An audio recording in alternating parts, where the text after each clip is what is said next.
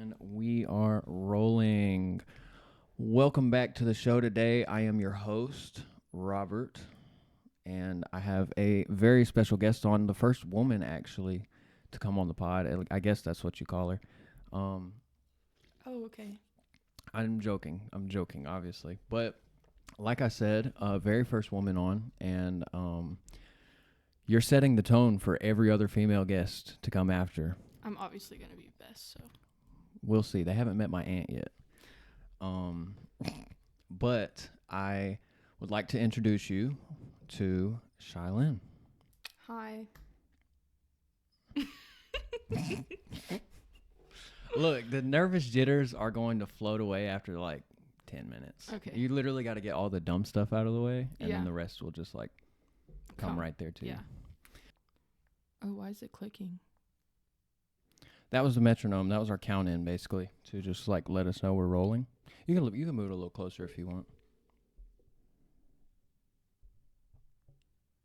Like that? I think you're good. Okay. I think Yeah. you're good. Like if you can kind of, obviously the headphones need to get rolled back, but if you can hear yourself, like you can hear me right now, right? Yeah. If you can kind of just hear yourself, you're good. You're like thinking of something to say? Yeah. Dude, it's just talk. Like it's literally just talk. Like we're going to be on here for, I don't know, every episode I've done is probably we got about 2 hours of raw footage for each episode, but it'll probably get clipped down to like an hour, and then the rest of it I'll put on like the Patreon, which you gotta like pay for. It's like podcast OnlyFans. Oh. Yeah. Cute. Okay, like so I kind of can hear myself. Yeah, exactly. Yeah. Once you find your range, like distance and like volume, you just leave it there and you're good. Okay. Yeah. But yeah, I'm glad I got you on today. You were like a I wouldn't even say a last minute thing, but it was definitely like I had everyone else booked about 2 weeks ago, and you were just like, fuck it, I'll do it. Yeah. Yeah. All right. Well, what are you bringing to my table today? I don't know what I'm bringing. You haven't been thinking about what to be saying or nothing? I've been thinking about it, but then I don't know. Like it just blank. Anything you want to start on? Like the fact that you're graduating soon? Oh, yeah, from or, school, you know, yeah. just like, you know, something. It's a good place to start. Yeah. So I'm in cosmetology school. I go to Keune Academy by 124, and I'm in the hair design program. I didn't do master cos because there's reasons, but it's fine. So I'm supposed to be graduating in January, but depending on like how my credits go, I may be graduating early February, because I still have like over 100 haircuts that I have to do. Oh, isn't there like a big sheet of paper of like things you kind of have to check off to get your credits? Yeah. Mm-hmm. So like I finished all my perms, all my relaxers, like all the like time consuming credits, but like the extra detailed stuff. Yeah. Mm-hmm. Yeah. So I finished all of those and stuff. And now I have like stupid miscellaneous ones like curls and flat irons and all that stuff. I don't know how that's like stupid and miscellaneous because I have no idea how to operate any of those boats. Well, like it's like, well, I guess they're not stupid, but like ones that don't take barely any time. Yeah, kind of like minimal shit. Yeah. Mm-hmm. I feel you. Well, I mean, that's definitely an exciting thing. Gracie's my sister. She just got her results back for her esthetician stuff. Oh, yeah, I forgot she was doing that. Yeah, I told her we were going to talk about her and talk shit on her. Oh, yeah. Today on the pod. And she was like, well, you should be talking about how the fact that when I get back, I'm a licensed esthetician. Oh, that's And I was cute. like, well, I'm a podstatician, so nobody's talking about that. Is my lash falling off on this side? Right here? How would I know that? I don't know. Does it look like it's falling off my face? No, it looks fine. I mean, you keep playing with it. Are you gonna have to get like super glue or something? No, I'm not putting super glue on my eyeball. What do you put on those? It's like, is it like nail glue? it's like, no, it's like special. My God. It's like special, See, if we had the eyelash damn glues. TV rolled up, I would totally just be like, what do you put on eyebrows or eyelashes? It's like a bond and seal, like, it's like, I don't know. It's Does just it like break down? Like, I've seen people have some real, like, gunk caked up under them things after a while. That's because they don't clean them. Have you seen those videos? Yeah, that's like makeup and like build up stuff. But it's not green. The glue. It's not like a pretty color. It's like a green booger color. You know Yeah, what I mean? because people don't know how to clean their stuff, but I know how to clean my stuff because I'm not nasty. Forgot to shut the damn door. Keep them interested. I don't know what else to talk about. Well, that's the pod today, guys. Thanks. Yeah, bye. No, I mean, honestly, I had you on, and I've been having a lot of people on that are like have known me either for a while or like since childhood, because helps me either get a good dynamic for the show going where it's easier to conversate with people because I've known you forever. Yeah. Or like y'all bring the stories to me. Like, hey, you remember that time you jumped the fence of the Braves game? That was yesterday's. Oh shit, you remember that? You know what I mean? Yeah. Do you remember when we all like I was at y'all's house all the freaking time when y'all lived in Conyers. Mm-hmm. But do you remember that one night that me and Gracie stayed up for like ever, and then we all went and got on the roof and like looked at the sky? Oh, the back of the house, right? Yes. Yeah. Yes. You could crawl out her back window, and you Yeah. were just like right there above the like garage or something. Yeah. Mm-hmm. Yeah, that's a good callback. I don't remember y'all being in trouble as much as like me and my friends staying. Yeah, the night no, would be. and I wasn't scary. Yeah. And Shout out to the ex stepmommy. She's actually been out for a while though. They all moved out a couple. I'd probably say either early 2024 or late 2023. Dang. And then my grandmother got kicked out right after that. My dad was like, I got this bitch out of my life now, and I kind of want you out of my life now too. And that was that. And that was no shots towards my grandma. Just catching you up a little bit, I guess. Yeah, I love grandma. Have you met my grandmother? I think I have. Mama, that's what I call her. Yeah, I think I have. It was like, I think it was around like Christmas time when, not here. Like way back in the day? Yeah. Oh, okay. Yeah, I could see that. Yeah, she used to be very like prominent in the household for holiday stuff. Yeah. Mm-hmm. And I think me and Gracie did like a best friend gift exchange thingy, and I came over and she was over, and we all did my something. My sister just did that with her friends. It was like, she's 13, so like obviously they're just pulling money out of their parents' pockets at this point, but they got each other like one gift apiece, and everybody sat there with like a big 4 or 5 pile gift box. Aww. Just cracking them open. Her friend actually got me a gift too, and my dad. Like, that's so sweet. She works at her grandmother's hair salon or something like that, and she just was like, I got you guys gifts too. Here you go. And I was like, oh my God, I didn't even get you anything. I feel so bad. I'm sorry.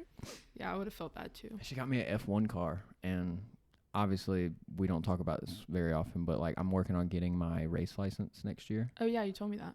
So like, I guess that was just something she was like, Robert will dig that. And she got my favorite team without even trying. She got my favorite team that I've been rooting for this year. But yeah, I mean, I'm not really worried about us finding stuff to talk about. I think it'll just come up organically. Like, we don't talk as often as like, I guess, normal day-to-day friends do. So there's definitely just, I think, things, stuff to talk about. Yeah. I get the summaries. I get the summaries every few months, and you're just like, let me tell you about this shit. You know what I mean? But yeah, I think the day-to-day I don't get much of. So I think you'll figure it out. Yeah.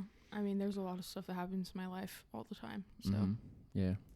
So before we get into the juicy stuff, that was a little taste test for you guys. But I got 3 questions. I do this for every guest, even if you're reoccurring. So the first one is, do I have your permission to use this in the future for posting on the internet and the web? Yeah. Okay. The second one, look, bro, if you off camera go like, look, you can't use this, I'm gonna be like, roll the clip. Roll the clip. The second one is, are there any topics that are off limits or things you would just rather avoid talking about as a whole, other than, I guess, what we've already discussed? Because if you bring it up now, it's like, well, you brought it up. Yeah. Yes, just anything that's come to mind since I asked you to think about it. I mean, not really. For Ethan, it was relationships.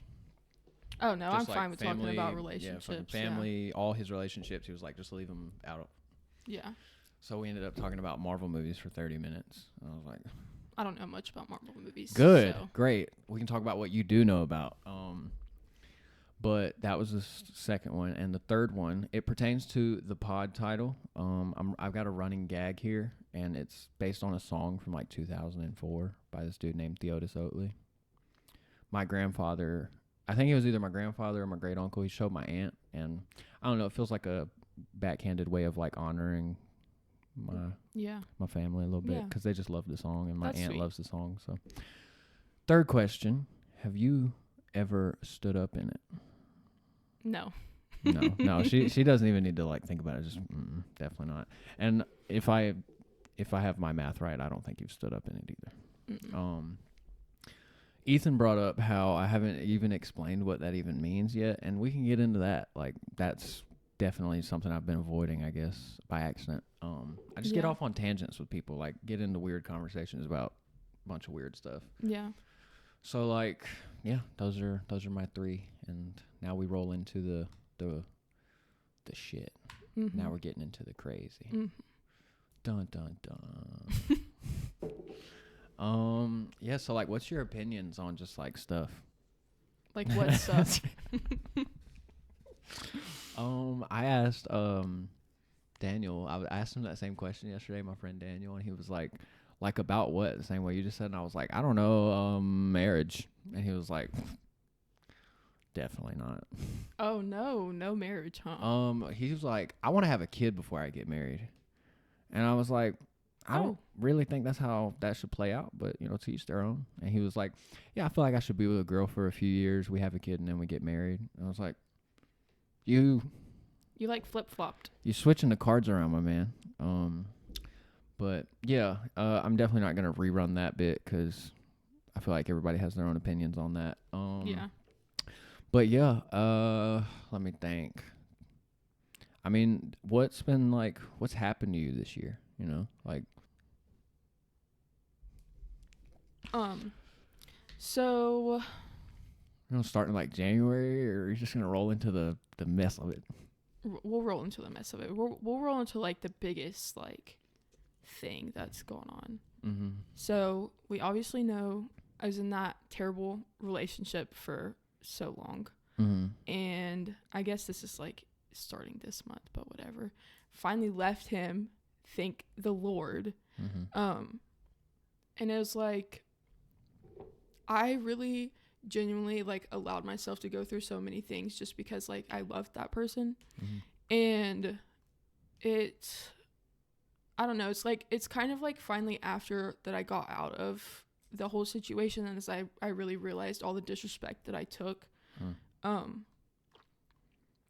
It's like, love bombing is such a like big thing. I didn't really know what that was really until I witnessed it. I've been through it. I've heard it said, I suffer the wrath because I'm craving the apology. Yeah. And I've seen a lot of people sit and just like wait for like years on end for that like big grand, I'm sorry, I'm ready to do different, I'm ready to be the person that you fell in love with. Like, yeah, but it was like that was the same conversation over and over and over and over and over again. But I did wait. I was like, oh well, maybe one day it'll happen. But then it started getting to the point where I was like, I'm waiting for something big to happen so I can leave. What do you mean? Like, oh, you mean between you guys to happen? Yeah. Oh, okay. Like, okay. I thought you meant like his aunt dying or something. Like, hey, by the way, we're done. No, that's terrible. I'm not that kind of person. But it was like, I was waiting until like we got into like a big enough fight, and he said this like the most diabolical shit that he could have said, which is what happened. To finally be like, you know what, I'm done. You drew your line in the sand, and you were like, cross it. Yeah. And we're there. Yeah. I feel you. I get that. I don't even remember what it was that he said, because it was like all of that like situation was such a blur with like what happened with his mom and all the things, like her stepping in the way. But that happened like when he hit his mom, like trying to hit me. Yeah. Is where it was like I completely, like I'm completely done. Like we broke up a couple times, and I always like, no, I miss you. Like I'm gonna come back, blah blah blah. But no, that was it. Yeah. And it really, the straw that broke the camel's back. Yeah. Mm-hmm. And it's like all the people, every single person in my life that was like involved and like seen all the things that were going on, like they told me, they were like, it's gonna happen, Shy, like he's going to hit you, he's gonna hurt you, he's gonna do this and that. And I didn't believe them because I was like, no, like his parents, like he's seen through all that before, like he would never do that to me, like he loves me, blah blah blah. But J. Cole has said it in a song, and I like to quote songs just because they're cliches, but they reign truth because they're cliches. It's called High for Hours, the song, by the way. Check it out. But he says, boyfriends that grow up in abusive households grow up knocking girlfriends out cold, you know?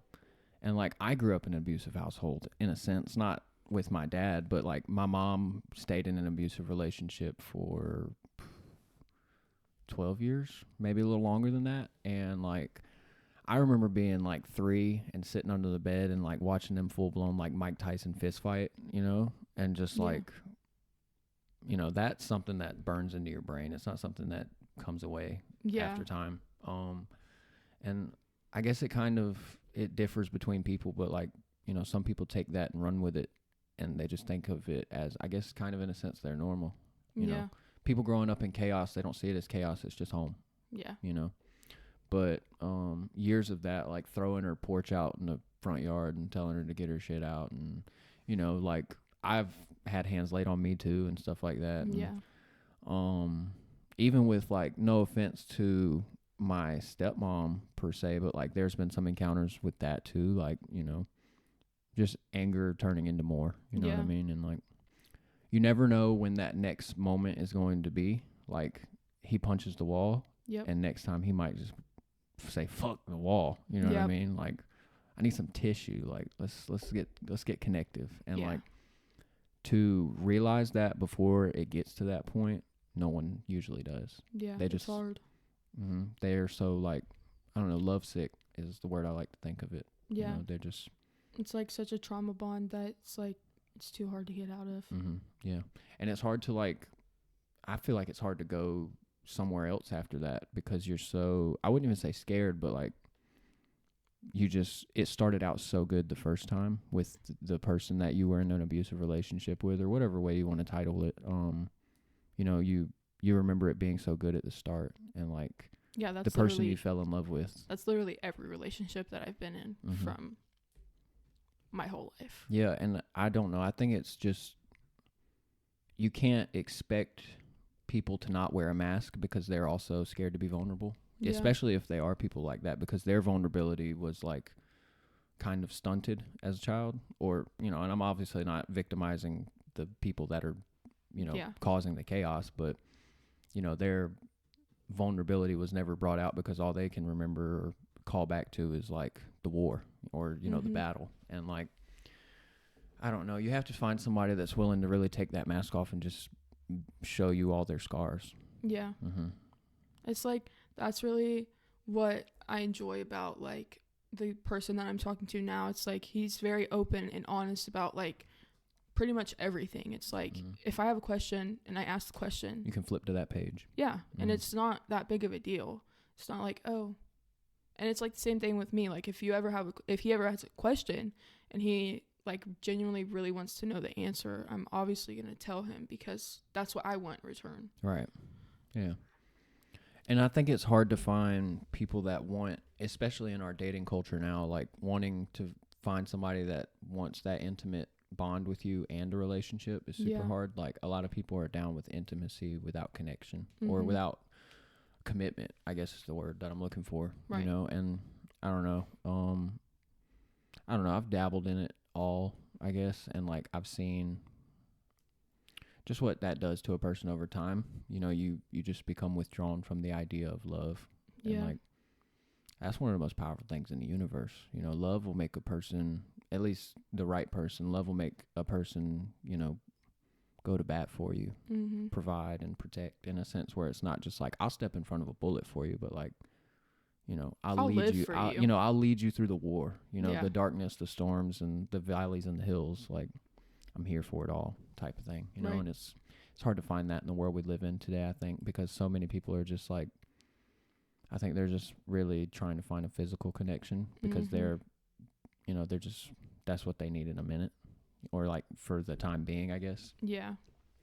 But it's still out there. Like, I've brought this up plenty of times with friends, but like, there's astronauts that have like applied 12, 13 times before they even touched a rocket. You know what I mean? Like, Yeah.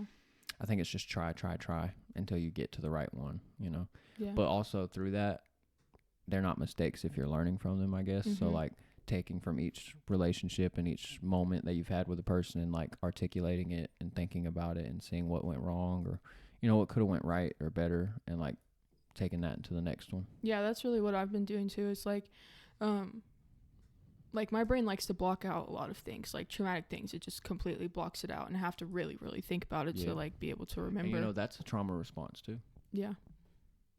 But it's like I'll go back and like think about all these like situations and like what I wish would have been better, what I wish would have happened differently, blah, blah, blah. And I really am trying to take that into, you know, the next one, because I'm not going to say that I was perfect in any relationship. I wasn't. I mean, nobody's perfect. There's things that I have to work on myself and whatever, and going back to those moments, seeing what I did wrong more so than what that other person did wrong. It's like I can only control what comes out of my mouth. I can only control what comes. Clearly not. What I do. Yeah, obviously not. She's still working on English, guys. Yeah. My first language is imaginary. What the fuck? You guys wouldn't understand it, but it's her native language. It's goo goo gaga. Exactly. You put me down in front of a 3-year-old, I can have a pretty deep conversation, but like past that, I'm just toast. Like, yeah. But yeah, sorry, I didn't mean to get you off topic there. I know you were kind of going into it. No, it's fine. I don't even know what I was talking about. Me neither. Run the tape. Dude, I'm eating through my lip right now. I'm so nervous. I don't know why. I am too. Like, I keep trying to be like, stop, don't do it. But yeah, my lips are chapped, so I'm like, why? Dude, it might look on camera like I'm just like over here just like simping, and I'm not. I'm so nervous right now. You're like, I don't know. I had a very natural flow with Ethan because we tried to start a podcast for 5 years. Yeah. You know? So I think it was just a very natural flow with him, and same thing with Daniel. Like, yeah, and it's lucky like we haven't seen each other in like years. Yeah, like a face to face like catch up type thing. Yeah, literally. I think I'm the devil. Yeah, yeah. I think the last time that we saw each other was like in 2023 or something. No, like I seen you when I came to that lady's house in your neighborhood when I was working for the roofing company. With Y'all Dakota. were going fishing, yeah. But I didn't really like. No, it wasn't like a catch up. It was just like, oh my God, hey. It was like, yeah, I gotta get the fuck out of here. Nice to see you though, deuces. Funny story about that lady. She is psychotic. Really? Yes, she's okay. She's 30. Well, she got me $500. Well, so. Good for her, but we don't like her. She, mind you, she's a 35-year-old woman. Okay. Doesn't she have like a husband and shit? A husband and a child, and she surrounds herself by only teenagers. Like her only friends are teenagers. Like I was one of them. This girl named not a name. I mean, you can do like an initial if you want, but like. It's kind of up to you. If I don't know these people, or like I don't know if it takes extra explanation, I guess I just don't want to name drop super lots and like it mess up the vibe, and I have to like ask for permission. Yeah. Okay. So this girl named J, this girl named M, and then me, and like the girl named J is the one. She lives in my neighborhood too. She's the one that she primarily hangs out with because she has a kid too. Oh. Okay. So like they like come together and like hang out for the kids and whatever, so they can like have social interaction, whatever. It smells like a black dude's car in here, bro. It literally does. I've been trying to like, I've been looking back at it just like, is that thing still burning? It is. Yeah, so strong. Like halfway. It smells like a blunt in here. It does. I don't think any incense smell any different, to be honest. I think they all smell like a blunt, but well, there's like some like if you get like there's like a watermelon scent that I smelled one time, and it's like really different. It's really weird. That's okay. What? Nothing. Fruity? You about to say fruity or something? No, I was about to say something else, but it's okay. What? I'm kind of like, what does it smell like? No. Does it smell like something else? We were talking about something completely different. I'm sorry, but like my nose could not avoid bringing that up. No, we were talking about like the car, and I said watermelon. It like fits. Aha. Mm-hmm. No, still lost. Okay. No, I kind of got what you were going for, I guess. Yeah. Anyway, stereotypical. That term, I don't think you used the right term. How did I not use the right term? Because I don't know if we're talking about the same thing. It's fine. It's fine. It's Lost in the sauce. What do you know? Yeah. Gosh. Now we got to remember what we were talking about. Dang it. This weirdo pervert. Oh, yes. Okay. So she literally, like, she always has to have drama. Like, she is always, like, in somebody's. Are you talking about my stepmom right now? No. Legit sounds like you're talking about the same person, but continue.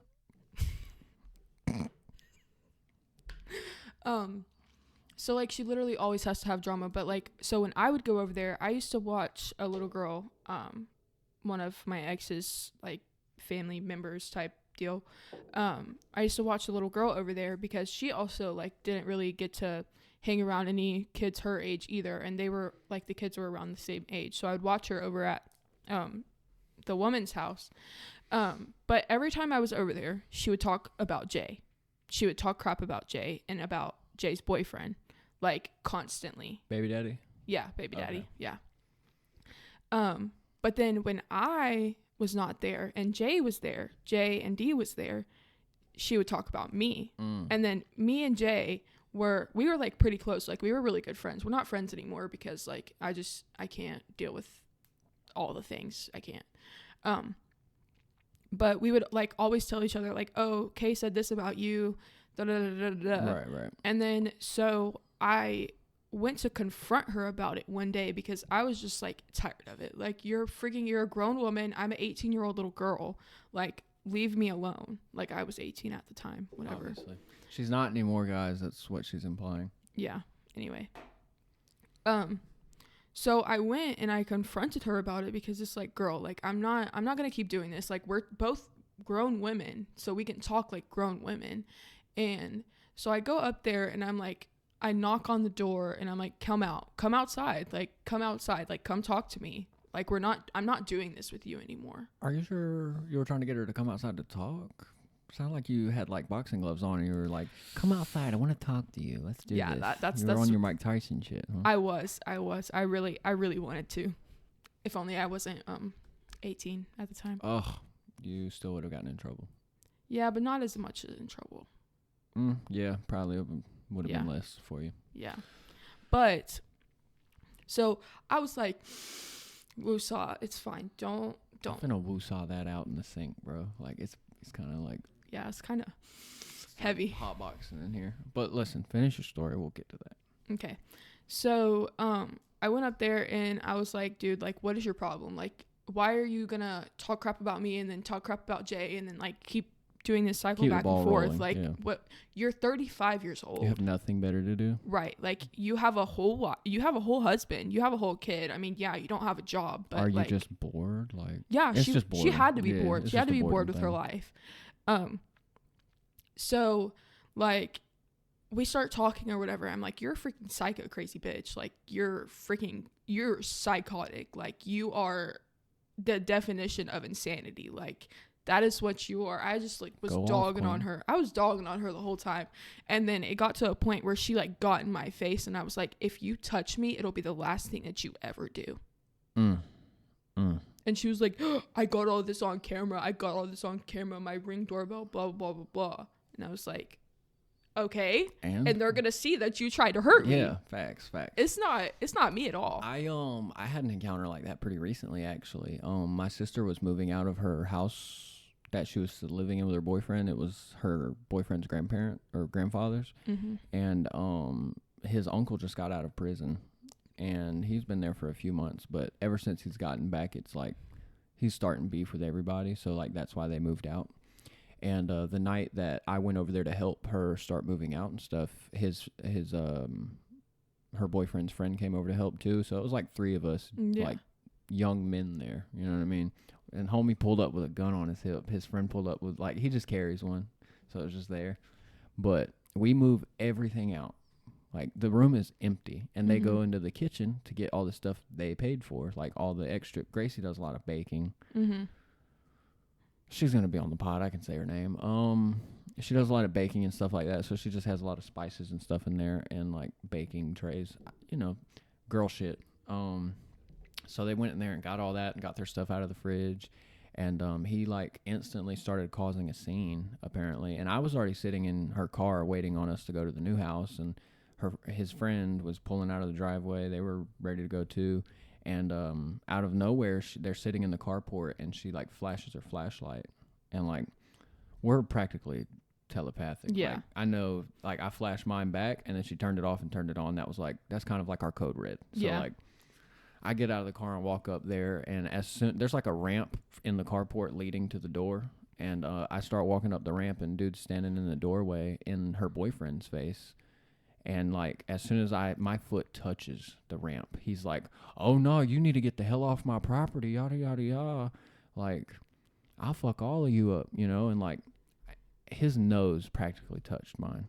Like I just stood right there beside Gracie because like I know her man can handle himself, but like but that's your sister. That's my sister, and like I've already almost went to jail for this woman once, so like let's go. But he like practically gets like nose to nose with me, and like I'm just sitting there smiling because I've been waiting on a rainy day to spend all this angry energy, you know what I mean? And he just gets in my face, and Gracie is like kind of behind me or beside me at that point, and he's just still talking. Like I could smell what he ate for breakfast practically, and it wasn't anything nutritious. It was just a cigarette. Yeah. But like he's apparently got drug issues, and like he's been in jail and stuff like that, in and out for like assault and stuff like that. But she pulls me away, and she starts walking back to the car, and I'm like a few steps behind her. I'm like, go ahead and get in the car, because then his friend pulled back in the driveway with a gun on his hip, gets out the truck, walks into the carport. He headbutts him, his friend, her boyfriend's friend. Her boyfriend's uncle headbutts her boyfriend's friend in the face. And like he turns around, kind of does one of those, and apparently from what I was told, like that's his like warm up. His like next, when I turn back around, like something on me is making contact with something on you. Her boyfriend, he like seen what was going on, and he knew what that meant. So like he grabbed him, and I was like, nah bro, come on, it ain't worth the time, come on, let's get the hell out of here. And yeah, it was just one of those encounters where like it was like I wish you would. I wish you would, please. Yeah, do something. But yeah, I don't know, it's just encounters like that make you like, it's the most human shit ever. Like you don't know how else to feel other than just like, I don't know, like an animal. Yeah. You know what I mean? Just that animalistic mentality is about to come out and get you some. I don't know. It's like taking a big bite at the buffet. Oh, yeah. Fuck it. It's like the bowl, all you see is red. I've had a lot of encounters like that, but that definitely was the most recent one. I don't know, what you told me kind of jived. So like brought that back, yeah. They were like, we are not telling your dad about this. Like talking about my dad, because my sister, like she knew, like, you got in my son's face? You got in my daughter's face? Yeah. Okay. That's what's up. So she was just like, y'all handled it. It's done. It's over. Like, let's just leave it there. And I was like, I hope you know I'm bringing this up on the pod. Like, it's happening. Here we are. I just told it. I told it horribly too. I feel like I'm a great storyteller, but you're making me nervous. You're just existing right now, and I'm like, ugh. I don't know. I'm just like I don't know. This is a weird transitional phase in my life right now, and like I've been wanting to do this pod for years, and I figured like, the house is empty for 10 days. I'm finna set up 2 studios, and we're just gonna run it. Are they on like vacation or something? Yeah, so they all went on a cruise. My dad, his fiance, her son, and my younger sister, and then Gracie and her boyfriend. They went on the cruise. So they're gone they left on the 26th, but they didn't get on the boat until the 28th, and they don't get back until the 4th. So here I am. And like I was invited to go, but like, and I love my family, but I can only really do like one family trip a year before I go senile. Cause like the last one I was telling you about in the car ride over here, like was nuts. Yeah. It went from like me and my aunt chopping it up to like,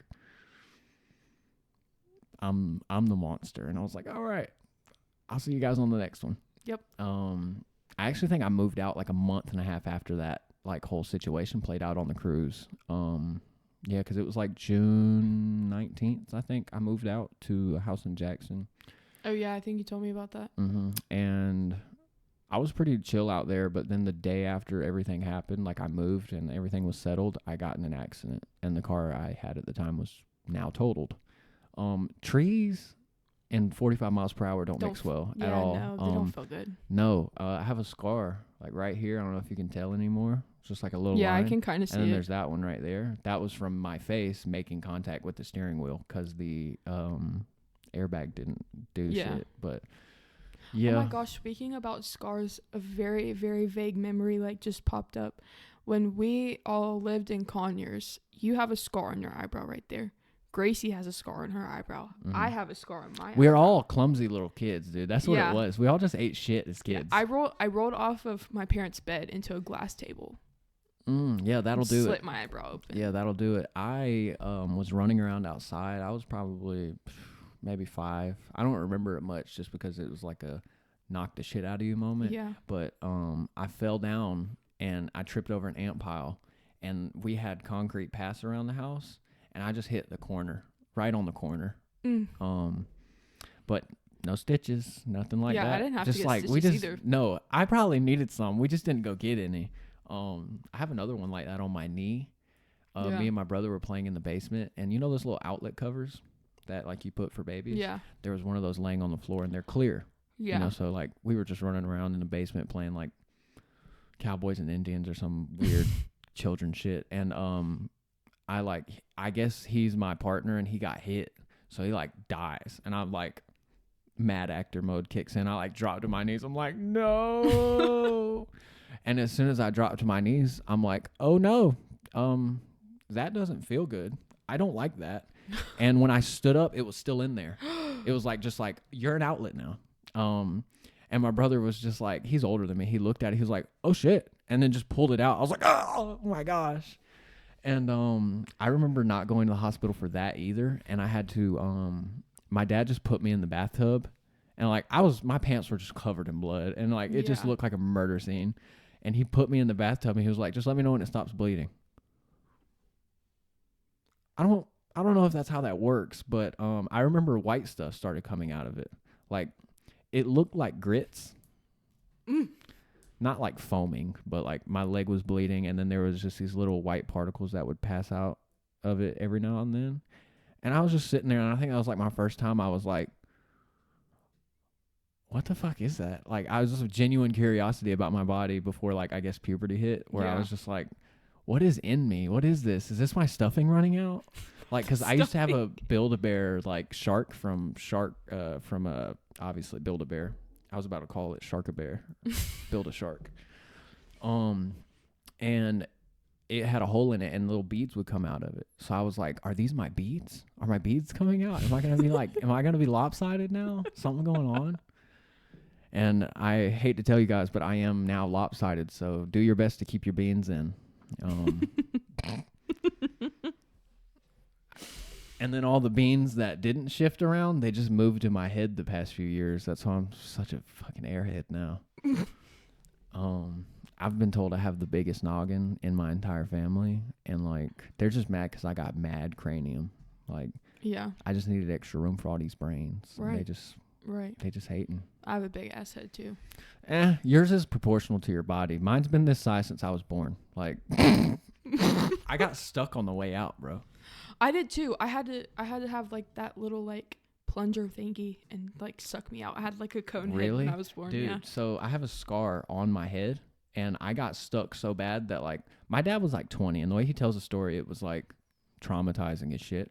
But apparently I got stuck. They push him out of the room, and they're like, immediately 2 seconds later, they're wheeling her out and throwing like scrubs at him, and they're like, we got to go into surgery right now. He's stuck and we can't get him out. I guess they tried the plunger, and they were like, it's too big of a shit. We can't get it. So like that was my mom. My mom had to get an emergency C-section, and they were like, well, you're not going out that way. Oh, that makes me hurt for her. Yeah. Like I said, my head's been this big since I was born. Like, literally, I came out, and I was like, just like every time they shifted my body, the head would just go. But I've leaned into it and I've grown into it. I have good neck muscles now, so we're fine. Yeah. Yeah. Kind of. Sometimes it still catches me off guard. That's why I don't run anymore. I can't run to begin with. Why? I would die. You would die? Yeah. Just the lungs aren't built for it no more? No. Honestly, this is the way I do it. I'll try and get like one in a week. Yeah. And like not even a long one. Like from my house to the front of the neighborhood is like almost half a mile total. Like to go there and back is like almost half a mile. And just kind of get like a walk there and back or a run there and back once a week. It just like helps counteract the damage I've been doing for the past few years to my lungs. You know what I mean? Yeah. I've been doing that damage to my lungs since I was like 9. And like I put the vape over here to like stop hitting it because it's not making me any less nervous. But like I'm reaching back. Like it. I don't know what they put in this shit, but like it's like crack. Did you know that it's actually like it's harder to quit vaping than it is to quit heroin? I've never done heroin, so Well, I can't attest. It's like scientifically proven or whatever. Yeah. I wonder how they proved that. You think they were just like, listen, we're going to tie you off real quick and shoot you up, and then we're going to give this guy a geek bar for a week and see which one can't quit. That is very interesting. I didn't think about like how they You know would like what I mean? actually like do that test. They just That's walk funny. into a crack house. They're like, hey, any of you guys vape? We want you for a study. We will give you more clean needles if you come with us. Right. Right. And they're just asking them like, what are all of the drugs you do? They're like, I do meth. I like to shoot heroin every now and then, and I love vaping. I can't get enough of the nick. Love the. What? You went the. Oh yeah, I'm, comedically in tune, so I'm opening and closing my eyes to tune in with the story, bro. Oh yeah. You're just dead faced over there, so like I have to give them something. How am I dead faced? No, you're not. You've been tuning in. Okay. Ethan was dead faced, bro. He was sitting there the whole time like, yeah, I want to be in the FBI for the next 5 years. Oh my God, I forgot that he wanted to do that. He used to talk about that all the time when we worked at Zaxby's. Because it's just been a new thing for me. That's weird. I swear I remember for him me, it talking was about law that. school. He always told me he wanted to be a lawyer, a Yeah. criminal justice lawyer. Yeah, but like now he's like, if that doesn't play out and I can't get into law school, I'm gonna be special agent at Torah. All right. Okay. He's like, I know Taekwondo, and I'm like, Oh wow, good shit. congrats. You learned it when you were 12. You're 20 now, brother. That Dr. Pepper is so good. Yeah, the licky death hits way harder. Shout out to future sponsor, coming soon. Don't throw up on my pod because I'm totally gonna clip it and put it out. I was not gonna throw up. If anyone blows chunks on the pod, I'm clipping it, and it's gonna be my most watched video for sure. Oh yeah, probably. Yeah. Probably so. Yeah. Put that as the thumbnail, just Yeah. like it splattering on the table. Yeah. Oh, speaking of, before probably around towards the end of this, whenever we get done filming, I'll like go over there, and before I finish recording, like end it, I'll get like a snapshot of you for the screen for the thumbnail. How do you feel about that? Oh, I don't know. Look, if it makes you feel any better, there's gonna be either that or I'm just gonna have us look and do like our thumbnail. You know what I mean? Yeah, how do you feel about being like, it's going to be your face. It's not going to be like the logo. It's going to be me and you by the logo, like Polaroids. Right. Sitting by the logo. That's how I'm going to try and do it. That's cool, actually. I like that. Yeah, it's like if the logo were hanging up on the wall Yeah. and then like we took Polaroids and taped them like side by side. I do like that. Mhm. That's cool. I don't know, something. It's either that or I do like a really fancy like border painting like frame around it. Yeah. Like, hello, this is the queen, this is the king. We are speaking today. Huzzah. The huzzah is that You was it just for are me. clowning my accents, but like I can do that one. I can do a good Aussie. I can do a great Indian accent. I think mine's better.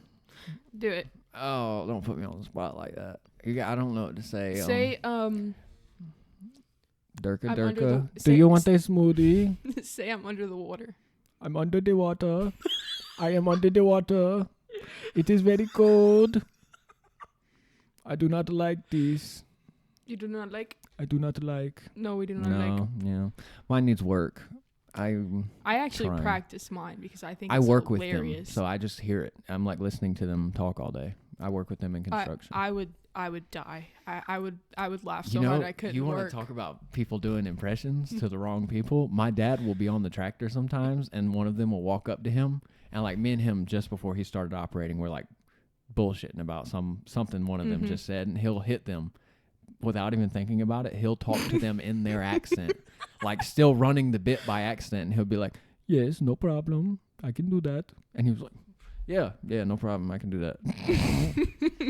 That's freaking It's the hilarious. funniest shit in the world, dude. And like, I'll be standing right there and I'll catch him do it, and I'll be like, "Is no one else gonna say anything right now?" Like, it's like their N-word, in my opinion. Yeah. Like, I guess their N-word would probably be diehead, but unless you were talking about the other Indians, like the No.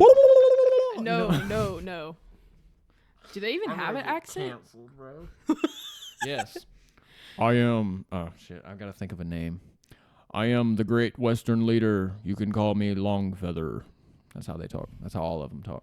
Even the women. Oh yeah, they talk like men. Yeah. Yeah. It is like true that they do all like have like deeper voices. That's weird.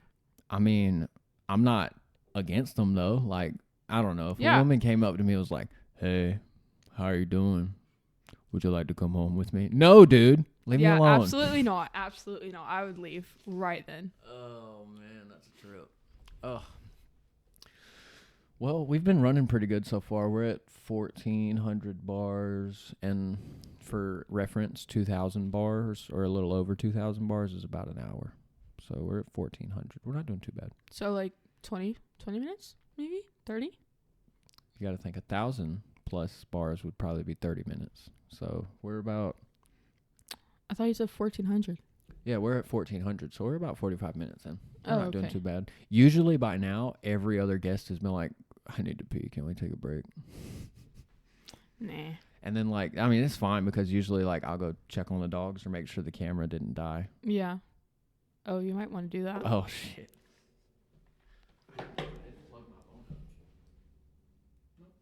Okay. It's actually 53 minutes on there, but you got to think we Yeah, messed around you started for like it before. 10 minutes or so. How are you feeling? You Good. feeling like a I'm little not less nervous anymore, yeah. I told you it'll come naturally at some point. Yeah. I think I get nervous having a new guest on because like I just worked for an entire episode to like create a dynamic with the last one. Yeah. And then it's like, well, see you later. Yeah. But Gotta figure out a whole new one. I think we're doing all right. Yeah. Yeah, definitely. Ooh, I do want to tell you about this movie I watched last night. It's called Woman of the Hour. It's new on Netflix. I've heard about that. Do you know who Anna Kendrick is? The lady from Pitch Perfect. I don't know. I got my ticket for the long Oh, way yeah. round. Yes. 2 bottles of whiskey for the way. That's her. Okay. She does it with the cups. Yeah. That's her. The cup song thing. Is that what it's called? The cup Yeah. song? Yeah. Oh, shit. All right. Well, yeah, she did the cup song, but she filmed this, right? And if I had the TV up and running, but it decided to be tarded today, I would pull it up for you. But basically, it's about this guy named Rodney. I think he might have been an Indian because I can't say his last name what the fuck so ever. But no, but it's about this guy named Rodney Alcal or something like that. Alcal, I don't know. Anyways, he was a very prominent serial killer and rapist in like the 1970s, and she directed the movie. This Anna Kendrick, the cup song girl. And like so, the movie starts out with him like he apparently takes pictures of these girls and then he kills them and rapes them and takes more pictures, obviously. But it starts with him getting a girl up to like the California mountains somewhere, and he gets her, and then it clips to Anna Kendrick's character. She's like an up and coming actress, and she's having trouble booking spots, I guess, and she gets on this show called The Dating Show, and like it's the 70s, like they're literally doing whatever they can back in the 70s to put something on TV, right? But it's called The Dating Show, and the third bachelor, you know, the way they used to do it back in the day, it was like you didn't see their face until you picked 1, 2, or 3, and you asked them questions throughout the show. So the serial killer guy Rodney is the third bachelor, And she ends up asking questions, and he answers them perfectly, and she picks him. And throughout the show, like throughout us watching this show play out, it also cuts back to him killing other girls. And just kind of like, I guess, his creative process, for lack of a better explanation. But I thought it was just a movie. I'm like, wow, they're really capturing the Bundy vibe here.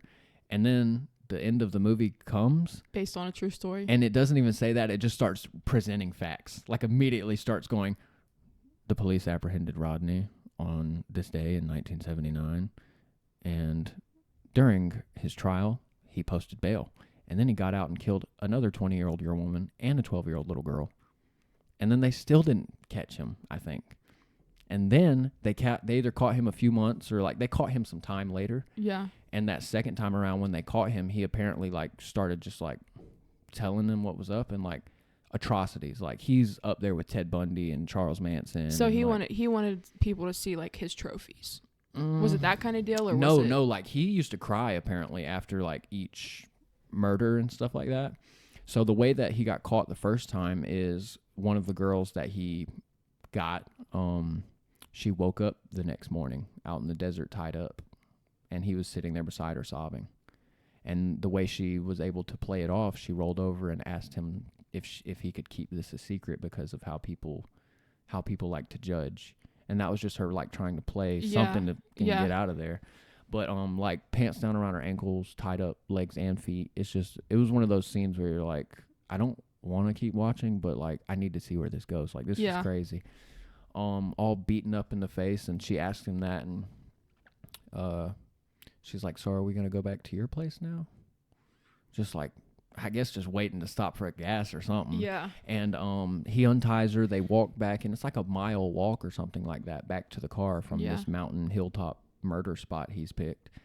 And they're riding, and they do end up stopping at a gas station. It's like one of those small desert towns, and like you got to think it's the 70s, so California wasn't busy like that just yet. But they stop at a gas station so he could use the bathroom, and legit, as soon as he walks around the corner of the building, it like pans to him walking around, and then it pans back to the car where she was sitting, and the door's just wide open, and it pans up the street, and she's just bolting up the street to a diner. And that's how the movie ended, with him getting caught. But that's when he posted bail and got out and killed 2 other women. Apparently, he killed more after that, but it was for sure proven he got a 21-year-old and a 12-year-old. That's so just sad. Foul shit. I'm definitely gonna have to watch that movie though, because I like not. It's called I love Woman of serial killers, but it's called but, Woman of the Hour, and she really mastered like the movie. Yeah, that's very interesting. I like listening. Like my favorite podcasts to listen to are like serial killer podcasts. I like to get in the mind of those people. What the hell is up with you women and like just wanting to hear about like murder all the time? It's not like I like to hear about it, but it's like it's interesting to think about like how me and you are. Like we don't just we don't want to just go out and kill people. We don't think that's great or fun or whatever. But how those people genuinely like. Number one, they think it's okay. Like, why do you think it's okay?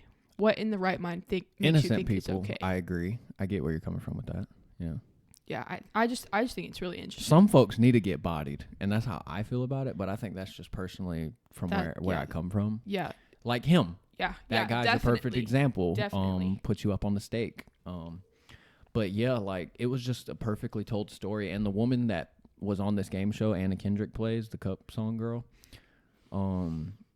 She went out with him after the show. They won like a trip to Cozumel or something, Caramel, some Mexico joint or something like that. But she went out with him instead after the show, and like immediately, as soon as they're like sitting there at dinner, you can just like smiley, nice guy, and you can just feel like the energy change at the table. And he like.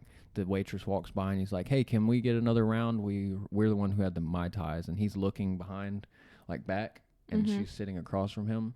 And the waitress looks at her and she's like, you actually just missed last call, honey. We're closing up right now. So they walk back to the car. They leave the restaurant, and it's like a block up the street from the studio. So they're walking back, and he gets her number. He gets her to write it down for him. For him. I'm still mastering English too. But he gets that, and then they get back to the parking lot, and he calls out and he's like, "Hey, could you tell me your number one more time?" To see if she was lying. Smart dude, like smart dude. Yeah. Because they were supposed to meet up at this Cozumel joint or whatever, and he's like, sometimes the 9s look like 4s, and I just want to make sure I got the right one for you. And she's like, yeah, just let me look at it and make sure it's the right one. He's like, you can't tell me from memory. And then it's just kind of like one of those, like, and he's like, so I guess we're not meeting up in Caramel then, huh? And she's like, no, I'm never going anywhere with you. And he's like, well, I guess I'll see you around. And she goes, yeah, maybe. And turns around, starts walking back to her car. And he goes, it literally said in the subtitles, mumbles under breath, and then I'll bash your fucking brains in. And she like paused and just kind of like turned around slowly. And she said, what? And he just hit her with the Bundy smile. He went, nothing. Have a nice night. Oh, God. And she starts walking back to her car, right? And you can just see her speeding up.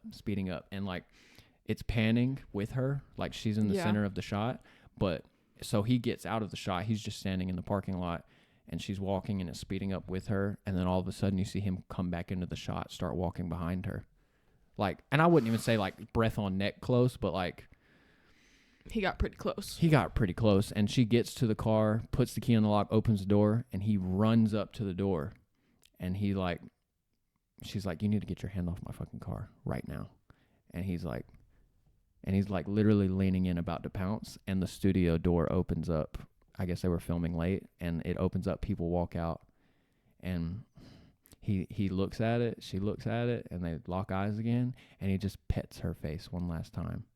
And she gets in the car, locks the door, and dips the hell out, bro. Apparently she moved out of LA after that and went back to like a private life. Well, hell yeah. I would freaking move the hell out too. Like There's no way I'm staying there. It cut to the next day. She's on the phone with her agent, and she's like, yeah, I'm not sending you any bikini shots or nothing like that. I'm done with this. And yeah, apparently like it rolled that at the end with the facts. It was like this person, I don't remember her name obviously, but she moved back to where she was from and started a private life and had a family and everything.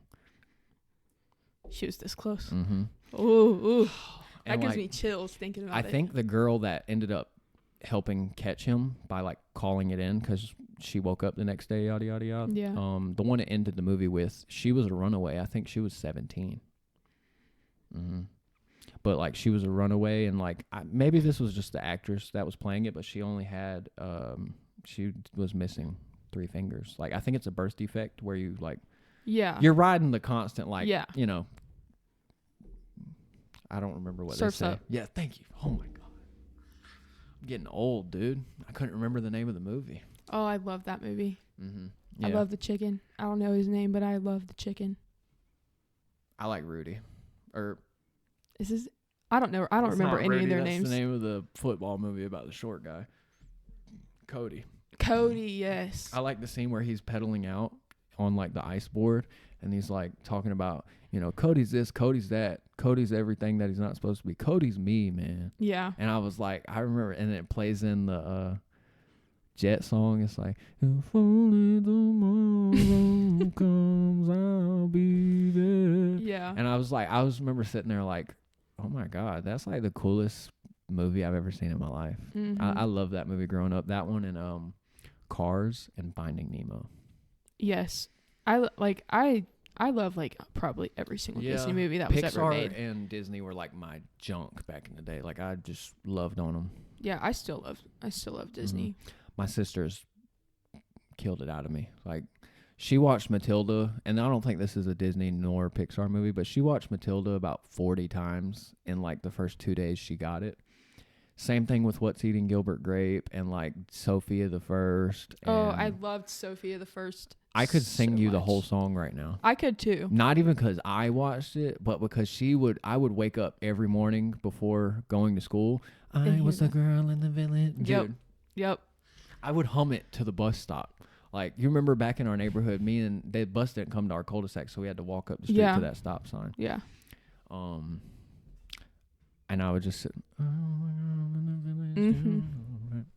Man, that bus is crazy. Mm-hmm. I was actually going to have Kindle on Yeah, you told me about that, and then Mhm. she broke her toe. Yeah, and you replaced her.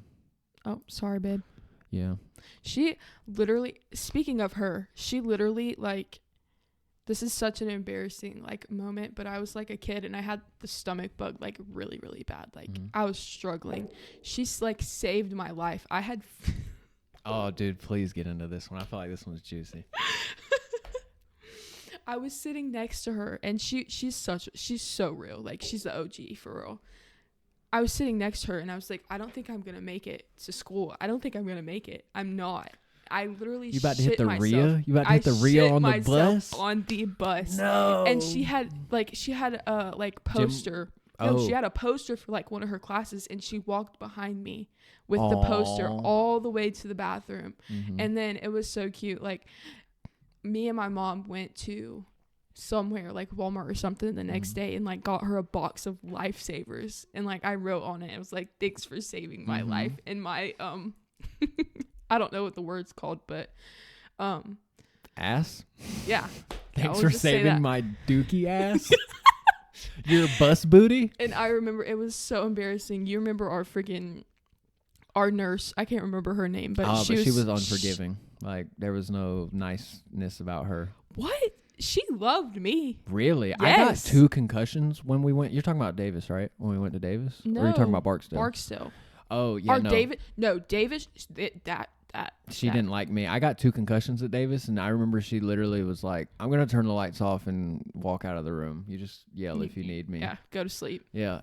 Which is not what you're supposed to do. You're not supposed to do that. I'm like, I shouldn't be resting right now, right? And she was like, you're fine. I loved my my nurse at Walnut Grove, though. She was like 20, 25, if that. Yeah. And like all the like guys would come in there and like hang out in the nurse's office, go get ice, they would all hang out. You know, I don't think you went to a middle school when I moved to Loganville. You definitely didn't go to the middle school I went to, but there was a Spanish teacher. You could probably ask your new talking friend about him or about her. But her name was Miss. I'm gonna shout her out real quick. Her name was Miss Castilla, I think. Sounds very familiar. She was the Spanish teacher, and I wish I got Spanish to take it, but she was like the baddest woman in that school, and like every little horny, crazy 8th grader was like, oh my God, I need Spanish. Like, they would run at the first day of school to the counselor like, I need to take Spanish. Yeah, and nobody likes Spanish. Nobody does, unless you're a nerd. And I remember getting adjusted my first like few weeks. Like, nobody likes Spanish this much. Like, it's not taken off like that, I don't think. And like, I remember walking down the hallway past the Spanish class, and I was like, that makes more sense. That makes way more sense. She was one of those younger teachers though, and just like built. She was like Latina, like built, you know. Yeah. She definitely had a future in other industries if she wasn't a teacher. Oh yeah. Yeah. And like, I don't know why, just your little nurse story reminded me of all the boys trying to flock to her class. Yeah. See, I had that one teacher when I went to Walnut Grove. He was like an assistant principal, and can I name drop him? Is that fine? I mean, I don't think he's gonna care, to be honest with you, unless it's like some weird pedo story that like. I mean, it's not him. It's not a no. It's if anything, I was the weirdo in the sense. I mean, that's always been the case, but all right. His name was Coach Cockrum or something like that. What a weird fucking name, but he was the hottest dude that I've ever seen in my life. And you know, like, I used to love black dudes. I used to love them. Didn't know that. Well, how do you not remember that? In like elementary school, I dated every single but like elementary school for me was like, so I was still very like not in that headspace like, at all yet, you know. Yeah. Well, I don't know how I was, but I was there. I mean, I definitely think I beat you in the race, but it's not a race. So. Yeah, and me and Gracie and the other girl, we were like the prettiest of the. Is it one of her friends she still keeps up with now? I think so. Is it Sage? No, it's not Sage. Is it? She actually went to my school. Sage? Yeah. Really? Yeah. I'll bleep that name, obviously, but I've heard really good things about her recently. Yeah, she's yeah. I think she's either engaged or about to have a kid or something. She's engaged, I think. Yeah. Didn't she go to school Keune too? Or? Yeah, that's what I'm saying. She went to my school. Oh, I Yeah. thought you were talking about like the No, school we went to together. duh. I was like, yeah, of course she did. No, like, she went to Keune. She Yeah. she graduated like a couple months ago, I think. Mm-hmm.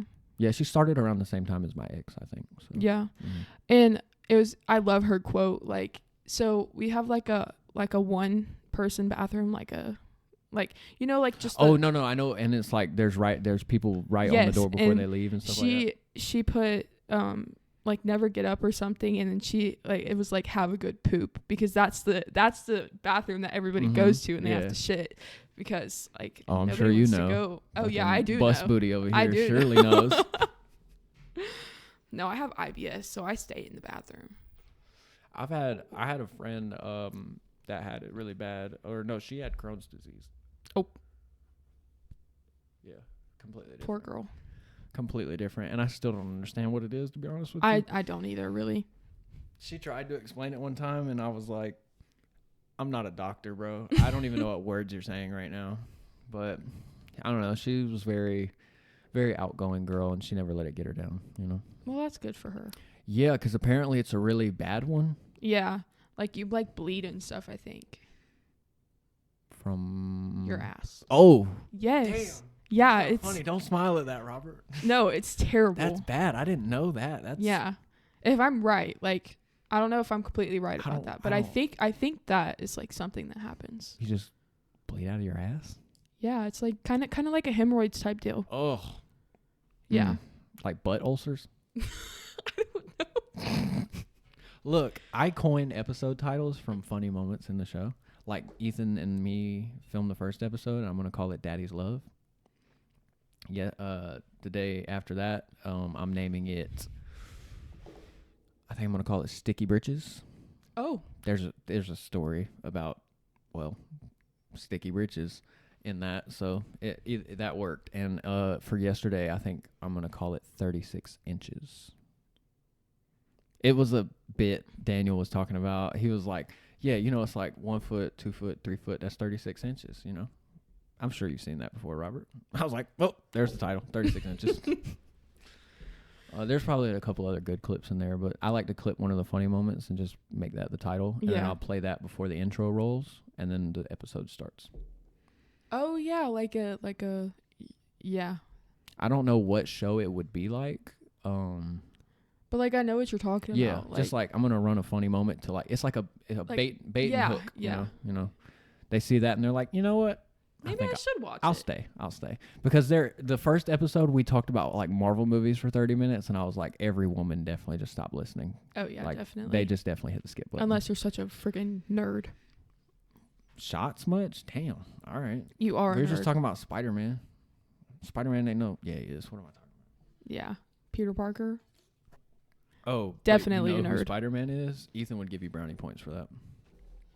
I'm not an idiot. Yeah, but like every girl that he's pretty much like either been friends with or been in a relationship with, he has to like coach them on like the terms and no, stuff like that. I like me and my family used to watch Marvel movies like all the time. Mm-hmm. Like that was like our thing. And then they thing. started sucking. Yeah.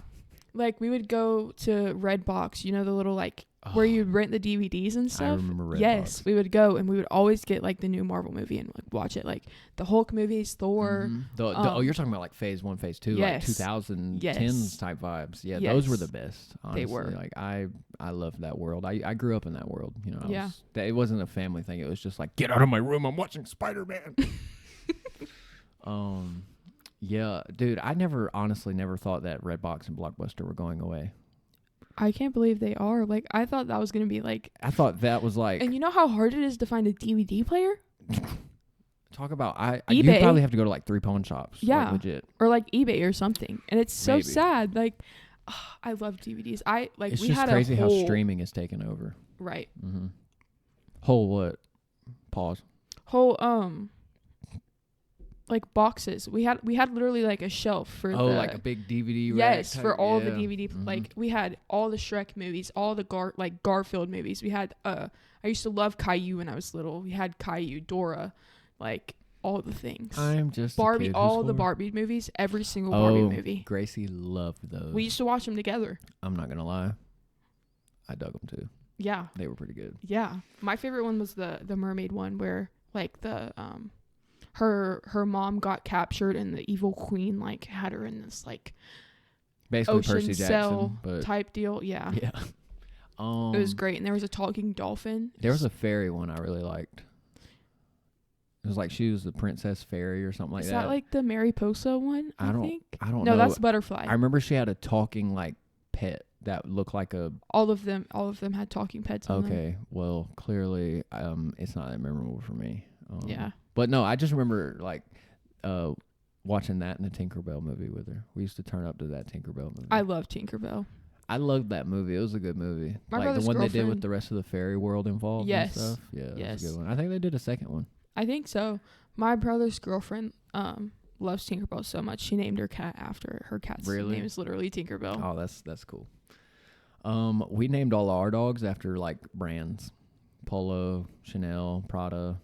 Yeah. Coco, Chanel. Those were the first two female Frenchies he got. Oh. Yeah. They're so freaking cute. I know, like I'm not a big pet person just because like every time I get close to an animal, it dies. It's Yeah. crazy. Like my aunt had a Frenchie, and the week after my pawpaw passed away, which was like a couple weeks ago, he drowned in a 5-gallon bucket outside. And like it was just a bucket that was left out there for like the dogs to grab some water every now and then, and of course his chunky little ass was like, "I'm still thirsty," and nosedived. Yeah, trust me, my brain it goes a million different ways of like what went through that little boy's mind on his way out. Oh, that's so sad. And my aunt had to find him after like the week and a half of hell she's already had to go through. But like that happened earlier in this year or late last year. Excuse you. Sorry. No, you're good. You're good. But like late last year or early this year, one of our Frenchies passed away. I told you he had a bladder tumor. And apparently this tumor was like 2 years old. It was like just as old as him, and it had been growing like apparently since he was born. And it got so big, like softball sized. And it got so big that it detached his urethra from his bladder. So like it was like couldn't use the bathroom practically, and like couldn't eat and stuff like that. Like it just got to a point where we were like, "Come on, buddy, it's your time." It's time. Yeah. And before that, a couple years ago, like 2021, I think, our very first Frenchie, we called him Dante. He overheated outside. You remember 2021 was that bad summer, like heat stroke summer, and we used to leave him out on the back porch up here, and the fan that we had out there, it had rolled up, so it wasn't blowing on them anymore. And by the time we got out there, it was just like kind of was too late, you know. Yeah. That's the one thing I'll say about Frenchies is like they're not built for survival. They're definitely built for cuddles. Yeah. Yeah. I had my dog, Maverick, my actual son as a dog. Like you remember giving birth to him. Like exactly. Like and it was it's so ironic. Like he was so much like me that it was like insane. That was definitely my son. I definitely birthed him. But he turned 5 in February of this year, and a couple months ago in August, he ended up passing away. He like poodles get this thing called bloat, and it's where like their stomach turns inside itself, like it makes a knot in the stomach basically, and gas gets trapped, and like that's what kills them. Whatever. It's like a knockout punch practically there. Yeah. And it's like I have to really hone in on like not blaming myself for it, because I was at my ex's little sister's birthday dinner, and I think I was in like Loganville or something, and my mom had to come get me before she didn't have to, but that's my dog. Like she was like, I want you to be there, blah blah blah, if anything does happen. So she had to go like completely 30 minutes out of the way from the vet to come get me. Damn. Because I had wrecked my car at that point. So this is like this year. This is this year, this August. Like it. Dang. I had a crazy August too. We'll get into that. Yeah, August was terrible for me. I had a long August. Yeah, you got some like bad numbers. Yeah. So we got him, or she got me, and we went to the vet, and the vet was like another 30 minutes away. So just Maverick had already been in the car for like an hour, and like they didn't catch what was going on until like hours later. So he had been like suffering for like 5 hours at this point. Right. And it took my brother like going to my mom and being like, you need to come out here and look at Maverick. Like there's something wrong with him. His stomach was huge. Like it was super extended. And because when my brother first told my mom, she was like, he's fine, just let him go outside, like give him some water, like whatever. And then Leland, whatever. I believe it. He if he's under 18, I have to believe it. Yeah. So. Okay. Anyways, so he went over there and felt his stomach and saw, and he was like, Mom, like you have to come in here and look at Maverick, like you have to. And so immediately, like they separate Goose and Maverick. Goose is my Great Dane, and that was like they took Maverick to the back porch, and that was the last time that Goose had seen him. That's a whole nother thing. Dogs know long before we know. I've noticed that a lot. They're very intuitive, not just with other dogs but like people. Like 100%. If my dog doesn't like you, I don't like you, get out of my house. But I'm surprised Coco didn't bite you. Honestly, she's an ankle biter. She likes to take a chunk or two. Every single animal that I've met loves me. I'm that gal. Anyway, so that was the last time. Much. You're talking about me? You're the big-headed one. Fuck you. Fuck. We did just talk a whole story about me getting stuck. Your big-ass head. Anyways, let's not talk about my cranium. So that was the last time that he had seen him. And took him to the vet, blah, blah, blah. Like, they came out and was like, do y'all want us to perform CPR on him if like anything were to happen? And I was like, yes, like and my mom was like, no, Shiilynn, like he's not gonna, like if he's gonna like not be okay, like, you know, because he was already like in the process of like passing away. He was like in that process, like he was about to just. You realize that like that would be the self-assured decision. Exactly. It's like you're holding on for you at that point. Exactly. And it's that's like what that's we got not to with Polo. That's not fair for him. Yeah. And so they let us go back there with him before they had like injected him with the medicine, and he was laying on me, and like that in my heart I know that that's where he needed to be for his last like seconds. But that was like the most one of the most like traumatic like things. Like I screamed, genuinely, like I screamed in that vet office. I didn't care. I was like you hear my voice getting like all whatever. Oh no, yeah, there's a couple moments I can hear it. And it was just like, and he was like foaming at his mouth, like he couldn't breathe right, and it was just going downhill. It was terrible. And then the people that we got him from ended up like taking him, because like they gave him back to us because we were just gonna bury him in my yard, but thank God that we didn't do that, because we're probably gonna be moving because my parents separated. We cremated whatever. Like all of our past dogs. The people that we got him from cremated him for us. Like they took care of the vet bill, they took care of the cremation, like everything. That was so sweet. Yeah.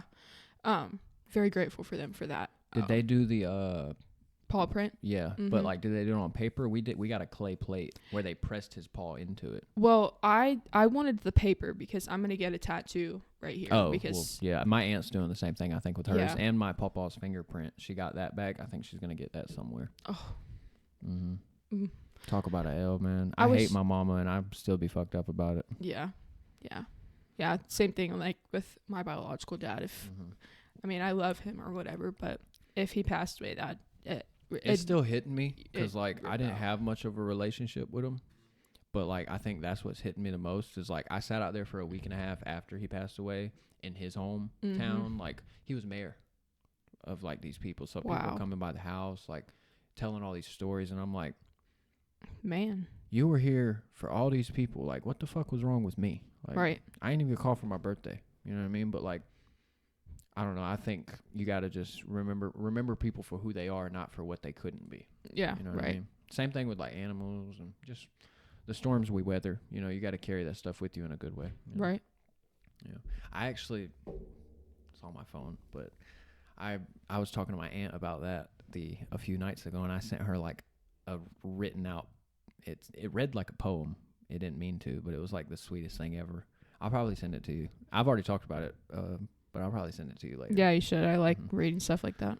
It was just one of those things, like, you know, the storms that you know, that come at us, like, they don't last forever, and neither do the sunny skies that come after that. Like, but when those sunny skies hit, it's time to, you know, take the boards off the windows, check the debris, like open the roads back up. You know? Just stuff like that. But I'll definitely send it to you later, because it hit me when I wrote it. I was like, did that just come out of me? Like, all right then. Yeah, I used to be real big into poetry like that. I wrote one not too long ago about my dad. It was because it was like, I think it was one of the first, not really. It was a Christmas type deal. It's like that Christmas I had been, like, he had said all these things. I wasn't grateful, blah, blah, blah. Even though, like, you know, I friggin' bow down to him. Like, but it was about, like, the what? The bubbles? Yeah. That's why I keep having to, like, turn my face, because I don't want to burp in the mic.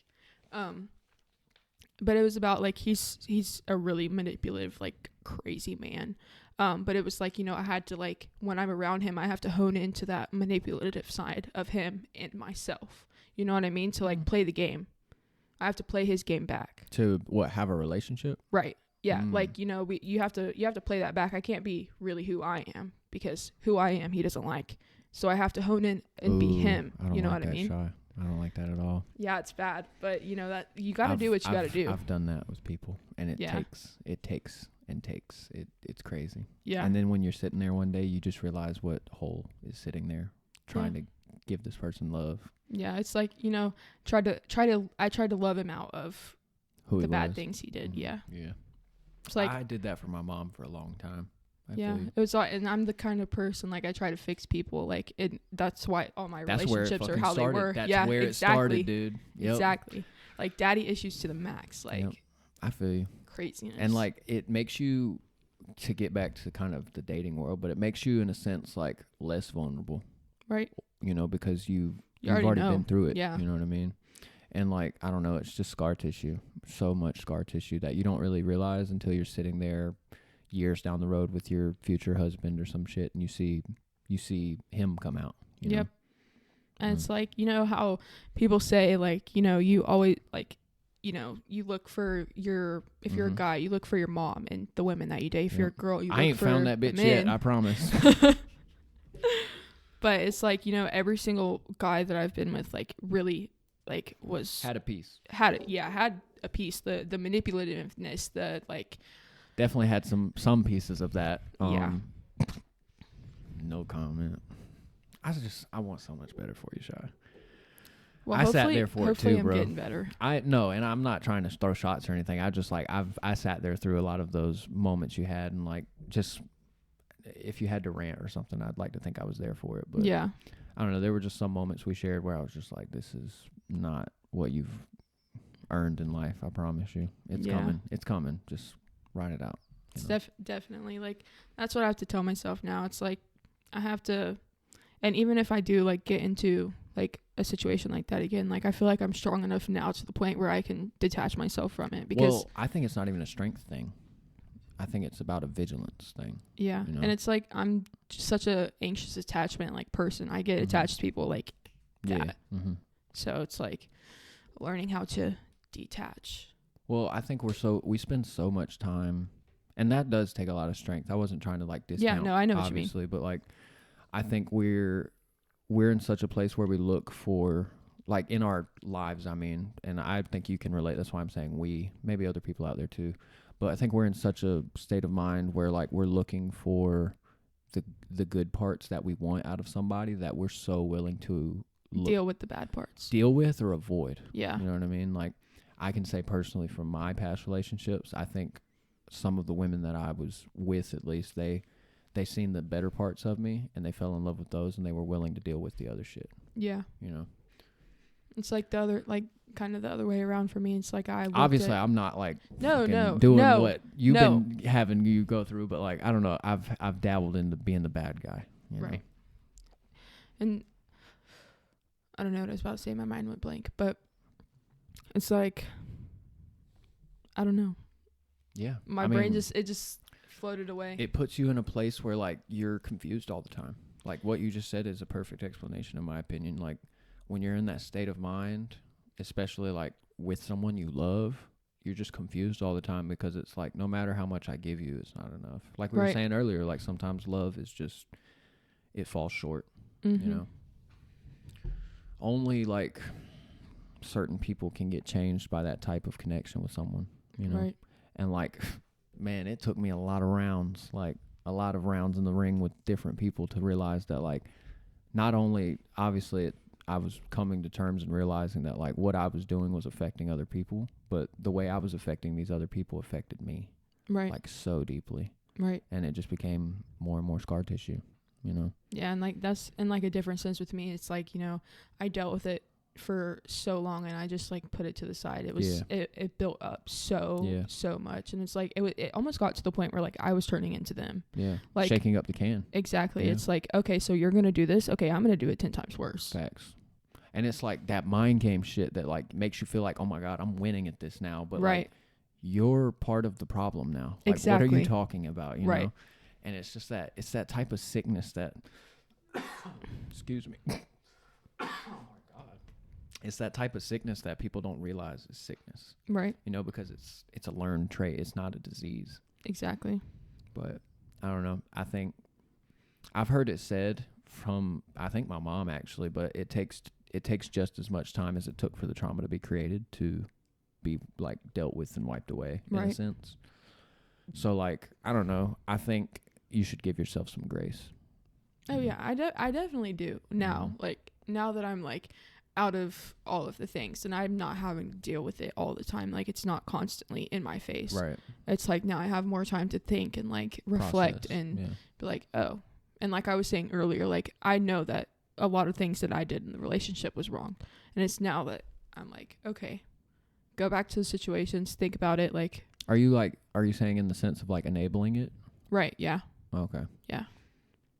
I think we all do that because like I said, like you're just so willing to look through that bad to see all the good. You know? Yeah. I'm like that with anybody. Yeah. It's like, and like it becomes an exchange of values and they have nothing to offer. So you're the one giving it, and can't pour from an empty cup or a broken one. Like, it just creates more scar tissue. Yeah. And it's like during the whole thing, it's like from the person that I was at the beginning of this year, such an angry, like fire throwing, like woman, like I was like a angry dragon. Like I always had something to say, I always had somebody to yell at, always had thinking about hurting somebody. It's like from coming from that all the way to like now, like I'm more mellow. Yeah, you just needed a donkey. Needed a donkey. Yeah, I needed my donkey. Donkey. I'm so glad you got that reference. I love Shrek. Shrek is like one of my favorite movies. Dude, I love Mike Myers. He's the guy that plays the voice of Shrek. He was like Austin Powers. Yeah. You know, that's my dude. I love Eddie Murphy, who played Donkey. Oh, what about Bernie Mac? You know Bernie Mac? I probably would know his face. The Bernie Mac show. He played the car salesman in Transformers 1. I haven't really watched Transformers like that. Ocean's 11. Don't know what that is either. Well, he's a funny comedian, and he's one of the best. He's up there with Dave Chappelle and Eddie Murphy. For yeah. Sure. Do you know who Dave Chappelle is? I think so. I'm making you a list, and I'm checking it twice. Oh, God. I'm going to find out if you watch all this. Okay, Santa. I know. It was a funny reference because the year's not out yet, and we're still in December. Yeah. So I get to do a couple of those. Oh, yeah. Yeah. I've been trying to plant some subliminal messages here and there for certain people that are like might tune into the show. Yeah. That I'm like expecting to tune into the show. And like Ethan was talking to me about it the other day. He was like, "Dude, don't do that. That's so stupid." Like no, that's it's the not most stupid. psycho That's killer. freaking cool. It's like the most psycho killer shit I've ever heard come out of your mouth, Robert. And I was like, I'm not putting their address in the comments like every third word or something. I'm just like saying something only they would hear. Right. You know what I mean? Or only they would know. And like the audience can just shut up and deal with it. You know what I mean? Right. If we're going to be aliens, we're going to be aliens all the way. Like, exactly. And like, I think that's something that people worry about, especially like with this, like I said, the pod. Mm-hmm. I feel like we're jumping topics a lot, but it's fine. Yeah. But the pod, like, I remember being 16, 15, sitting in the closet studio upstairs in my bedroom trying to like just crank a pod out with one of the homies or something and make it a thing. And like, I don't know, it's not that I ever lacked the commitment or ability to do it, but the other people lacked either one or both, you know? Yeah. So like just getting in here and doing it now and finding people that are just like you know, just willing to come on and chop it up. Like it just makes a dream a reality. And Right. like, I'm so glad it's something I didn't give up on, like turn away. Like there's been a lot of those things in my life that I've just been like, well, I can't afford that ever. I couldn't do that ever. And like, can't, won't, shouldn't. Mm-hmm. It just wiped out so many good things, even, you know, relationships and stuff. And like, I don't know, I think I'm taking a different approach to the next 20 years of my life, because like August was a very big like eye opener for me. We're talking about August this year. I went to the Funny Farm this year, which is the psych ward. Mm-hmm. You know, it was a state funded place. Oh yeah, you told me you got 1013. Yeah. Oh shit. So you know what that even means? All right. Well, I don't gotta explain. I've been too in the much. psych ward too. What are you talking about? How long do you have to go for? If this is like, no, this is fine. Okay. I actually I hold the high actually score like in my talking family, about it. so I've only been once. same. I'm not going back. Although I loved it. It was great. Yeah, I did too. Like I was the volleyball champ. Me and my friend. Y'all like had volleyball? yes, we had like I went to Riverwoods in I Riverdale. went to a state funded place in Augusta, the AIDS capital of Georgia. Yeah, Augusta from here. They were like, we got to find you a bed. And they were like, we found one 3 hours away. Yeah, see, that's exactly where I was too, because I was still in Conyers. And Riverdale was like 2.5 hours Riverdale's away. not close. No, to it was where we far. grew up. Yeah. So like, and love my mom for this. Like she would come like this was like peak 2020. It was like right after like the COVID shutdown. Like, Oh shit, yeah. yeah. Like that used to. Oh, that must have been a way different experience than in like the height of COVID. Yeah, it was March. So I got admitted in March 26th. I know the exact date. And then the what's it called? The school got let out March 13th. So it was literally like 2 weeks after that. But like we didn't have to wear masks or anything like that. It wasn't like that yet. It was like, you know, kind of stay away from each other, what the but fuck like was going on still. yeah. But we social distancing was crazy though. I missed the stickers. I don't. I remember. Dude, it reminded me of standing on a square in elementary school. I loved it. I was like, okay, this is my square. Stay in your square. Like my no square. Oh my god. Stay out of my no square. I did hit a lot of God. those lines in high school. Oh, I did too. My Thank you for an episode title. The no square. Oh yeah, definitely. My friend, well, actually, this guy that I used to date, in my dad's neighborhood, he would always like sing that stupid little freaking song. I don't know it from the song. I think I know it from like a bit in like Rick and Morty or something. I never watched Rick and Morty. Again, I don't anymore. I haven't watched it since my breakup last October. I wasn't allowed to watch like anything. Like I've never watched South Park. I've never watched Family Guy. Like all right, you're missing out on The life. Simpsons. I barely. I've watched The Simpsons like this much. Like once I got to an adult. Like they've predicted the future for the past 30 years. I have seen that. I do think that's funny. But actually, let's go on a different tangent. The Epstein files. Oh God. Okay, let's do that. The author or like the producer of The Simpsons was in the Epstein files. Yeah. And like there's a theory going around that it wasn't like that was the plans that were made. Island is in The Simpsons, right? Like, you know the blue and white building on the island that everybody like has pictures passing around of? There's this big square blue and white building. It's like striped. I think There's an episode, I think at least, there's an episode where like that building is in it. And it's like a prominent, like where they're in the building for a lot of the show. So, but it's like the theory is that like they weren't predicting the future. They were these were set plans. Oh, they were like, making it happen. Yeah, like an agenda. Exactly. They already had this all whatever, and like they were making it happen. Like, and there was a TikTok that I saw. It was like, you know, the Simpsons like predicted Trump dying in front of all those people, and then he ended up getting shot, but he didn't die. Yeah. But there's still like people saying like, you know, it still definitely could happen. For sure. Yeah. And if it does end up happening, my brain's gonna explode. Why you can't do another 4 years? Look, man, he's funny. If he's not a good politician, I'm a Trumpy all the way. Okay, well, like Definitely. I'm not very politically correct in any sense. Like I let everybody have their opinions, and I'm cool with it. But I think he's the funniest president I've ever witnessed. He's hilarious. Yeah. You're wrong.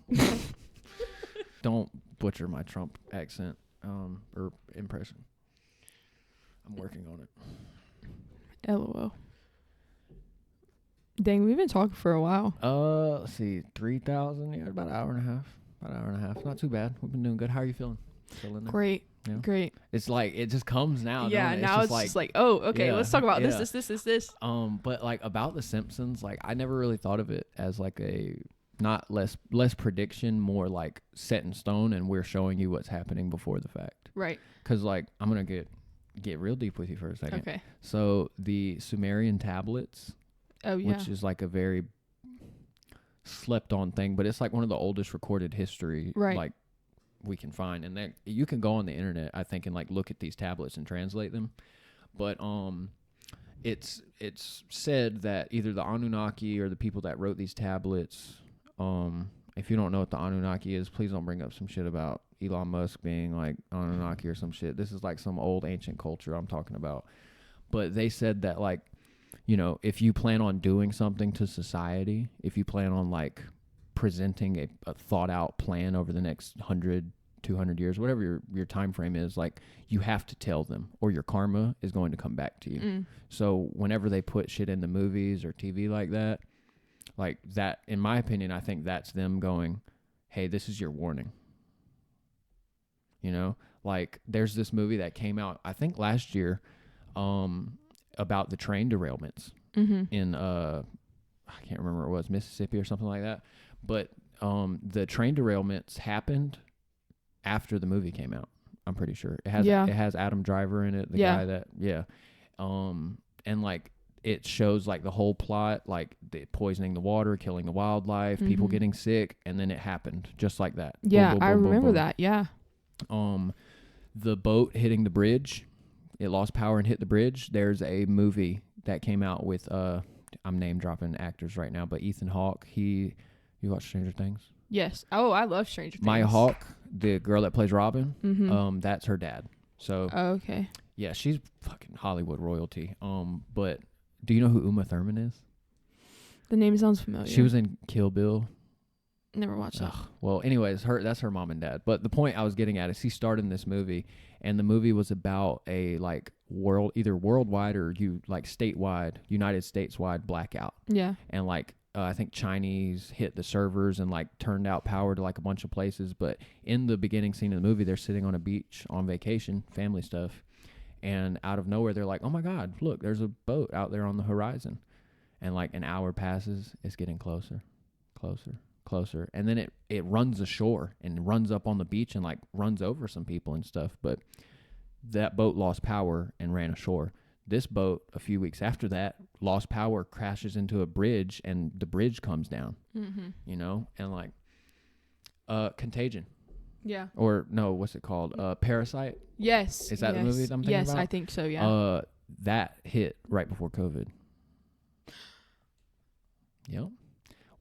I'm telling you, that's my running theory, is that they're not predicting anything. They're giving you your forewarning, and you can take it with a grain of salt if you want. Right.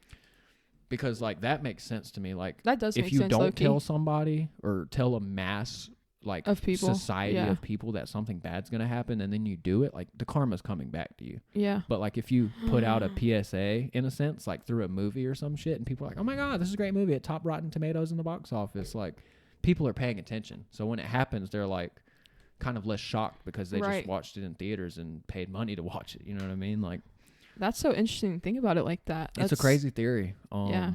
I mean, there's been a lot of stuff like that over the past few years. Like, there's this movie called The Watchmen, and it's about like superheroes in the 80s coming up from like the 40s to the 80s and stuff like that. And one of the superheroes is called the Comedian, and he was an American like soldier. And like the movie in the plot, he shot JFK. You know, so like I don't know, they throw a lot of names out there in history. They throw a lot of people under the bus in history, but I think it's a very a very shifty thing to just like assume like this is the bad guy, this is the good guy. Like like in a circumstance of like, and I feel like some veterans or just people that lived through that time are definitely going to like get on my ass about this, but like before 9/11 when we were occupying, you know, like the Saudi Arabia, Iran, like all those conflicts, like we were over there saying we were looking for WMDs, weapons of mass destruction, and like there's big talk from a lot of soldiers that were there that like they were raiding like old remains and temples and shit out there for like I guess these artifacts that were sitting inside of these tombs and stuff like that, like basic Tomb Raider shit, literally. And like I mean, when you think about it, they didn't really find any weapon like nukes or weapons of mass destruction, but like we got what we needed and we got the fuck out. And like it kind of just makes you think like what they tell you. Like my dad always said, believe none of what you hear and only half of what you see.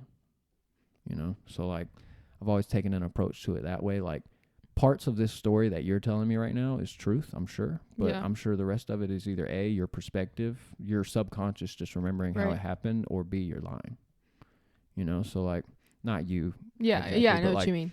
So, you know, taking that effect and like applying it to, you know, things that you question in the world, it definitely makes you think and be willing to hear all sides of it. You know? Right. I don't know. It's a crazy world we live in, though. Like 2025 has been one of the hardest years of my life, and the world has definitely gotten no easier. Like, there's a war going on like everywhere right now. There's a fucking famine. Like, not a famine. There's famines all over the place. Like, and we're just sitting here at home like, yeah, it's fine. But like, like nothing's happening in the world. There's shit happening here too. Like the clump. Oh, yeah. The president issuing a state of like martial law and bringing in the fucking Coast Guard and shit like that to Washington. I think there was like Memphis too, a couple other places. I mean, let's be honest, Memphis probably needs it, but like California had Marines rolling down the streets on people type shit. But like to just sit and ignore it's ignorant, I think. And like ignorance isn't bliss, it's just ignorance. Yeah. You know. Same thing with like a bad relationship or, you know, shit that your family doesn't agree with in your life. Like it's just, you know, it's just ignorance. You know? I don't know, man. You said let's get off on a tangent. Start talking about conspiracy theories. Dude, I love conspiracy theories. I could talk about conspiracy What's theories your favorite? All day long. Like if you had to like kind of give me like a top like 3 or just your favorite that you can definitely think is your favorite. Okay, so I used to watch Shane Dawson all the time. Like, okay. But like, okay, I'm not a flat earther, 100% not. But the butt is crazy after that. But just listen, like going back and like looking at like, you know, all the footage of like, did Neil Armstrong? Is it Neil Armstrong? Did he? Talking about the astronaut first guy on the moon? Yeah. That shit was fake. They've told us that was fake now. And it's like, you know, seeing like all of that, looking at the flags, looking at like, you know, every single image that we have of the earth, it's not round. Or I mean, back then when I was actually like honed into it. Yeah. It's like, and then like I was almost convinced that like, cause like when you look there, you don't see any curve when you're walking around the earth. When you're looking into direct, you just see flat. Well, I'm going to put it this way. It's a perspective thing, in my opinion. Well, yeah. I mean, obviously, like I said, I'm not. Night. I am not. We wouldn't have night. That doesn't make sense. That doesn't make sense? It does make sense. Yeah, like there wouldn't be a night because the sun would just always be on top of us. Right. We would just have different shadows. It'd be like, oh, it's time to go lay down. My shadow's behind me today, I guess. Like. No, but I used to like that was one of my favorites for a long time, and they almost got me. Well, I mean, you want to hit a Thor note. I know you said you kind of dug into those movies. Yeah. Like Asgard was flat. Kind of a thought I was always thinking about is like maybe there are other places out there that are running flat on a different, you know, a different axis type deal. Whatever it is, maybe not even an axis. Maybe they ain't orbiting shit. Maybe they are just there. You know what I mean? Fixed points, but. I also always did really like the like alien conspiracies type deal. It's like, you know, even now like people talk about it like all the aliens are in the ocean. Oh my God, that's called Atlanteans, and they were here long before us, guys. Yeah. But I always think that that's really super cool too. My dad's biggest conspiracy is about aliens. Yeah. Mm-hmm. Well, what is it? I need to know now. Oh, I was gonna let you finish your point. My bad. No, it's go. lost now. Yeah. He thinks that in let's see, we went to space in the 60s, 70s, Cold War vibe, I think, and so his thought is that before that happened, we went and got microwaves. Like, we didn't have that shit before, like, the 50s, I think. We didn't have microwaves and stuff like that. Like, there was just this big push and advancement in technology after, like, a certain time came in the 50s. Probably around that time of the crash in Roswell, honestly. But his thought is that the USA, after World War II, we came in contact with the aliens because we dropped the bomb. And they were like, whoa, you fucking guys are on some different shit right now. We felt that for 2 planets away. Like, we didn't know what's going on right now. Right. And they came and we made a deal with them to give us, like, we have peace as long as we exchange our people for their people. So, like, they get to take a couple, we get to have a couple. So you think he thinks like some of the aliens have deal. Humans. He thinks that some of the people that are out there today are, like, not 100% human. Because, who's to say that an alien can't camouflage, or, like, all the shit you see on TV? I mean? Like, there's a lot of, talk that maybe not we, but, like, our government at one point took some of those, traded us for them in a sense, and kind of, like, just injected them into the populace. Or not even the beings themselves, just their, like, genetics. Yeah. Stuff like that. Yeah, that is interesting. Think about it, like, people weren't really doing, like, vaccines and stuff back in the day, like, in the 50s, besides, like, fucking polio and shit. But, like, that made sense. Obviously, people were, like, sick and dying. But, I don't know. I think it's a crazy thing because when you really think about it, we weren't as technologically advanced up until that point, besides, like, fucking, obviously, military stuff. Like, but, there's a science behind nukes that whenever a bomb like that goes off, the actual first wave it's moving so fast that I'm going to get nerdy with you for a second. So a tachyon is a light particle that moves backwards. So the theory is that if you can understand how a tachyon works, you can go back in time. So there's a theory that when a bomb goes off, it shoots out a mass wave of tachyons before, like, the sound wave and the, like, wave that disintegrates everything. There's this big burst of energy that releases tachyons into the wave, the first wave, and that's what they felt. They felt like a jump on their tachyon meter or some shit, and they pulled up. They're like, "Listen, y'all gotta chill out," because, like, we all have that nuclear capability now, but, like, we've been the superpower since then. Right. The space race and all that shit was cool. The Cold War and stuff was cool. But, like, we've been in the game and we've been top dogs for a long time. Even if, like, we're fat and dumb and stuff like that, we're probably illiterate as shit. Like, we probably definitely don't got top one for most categories. But, like, we've been leading the world's politics for a while now, in my opinion. And, like, he thinks that that's where it started at. We made the deal with the aliens, and, like, if anybody comes and fucks with the U.S., you fucking with, like, the glorbs or whatever the fuck. You know what I mean? Dude, I'm gonna have to. I need to have a conversation with your dad. Dude, he loves getting off into that shit. Dude, I love talks like that. Yeah, because, like, dude, we started at, like, 11 and didn't stop until, like, 4 a few months back, talking about wormholes and black holes. And, like, he wanted me to prove to him that they exist.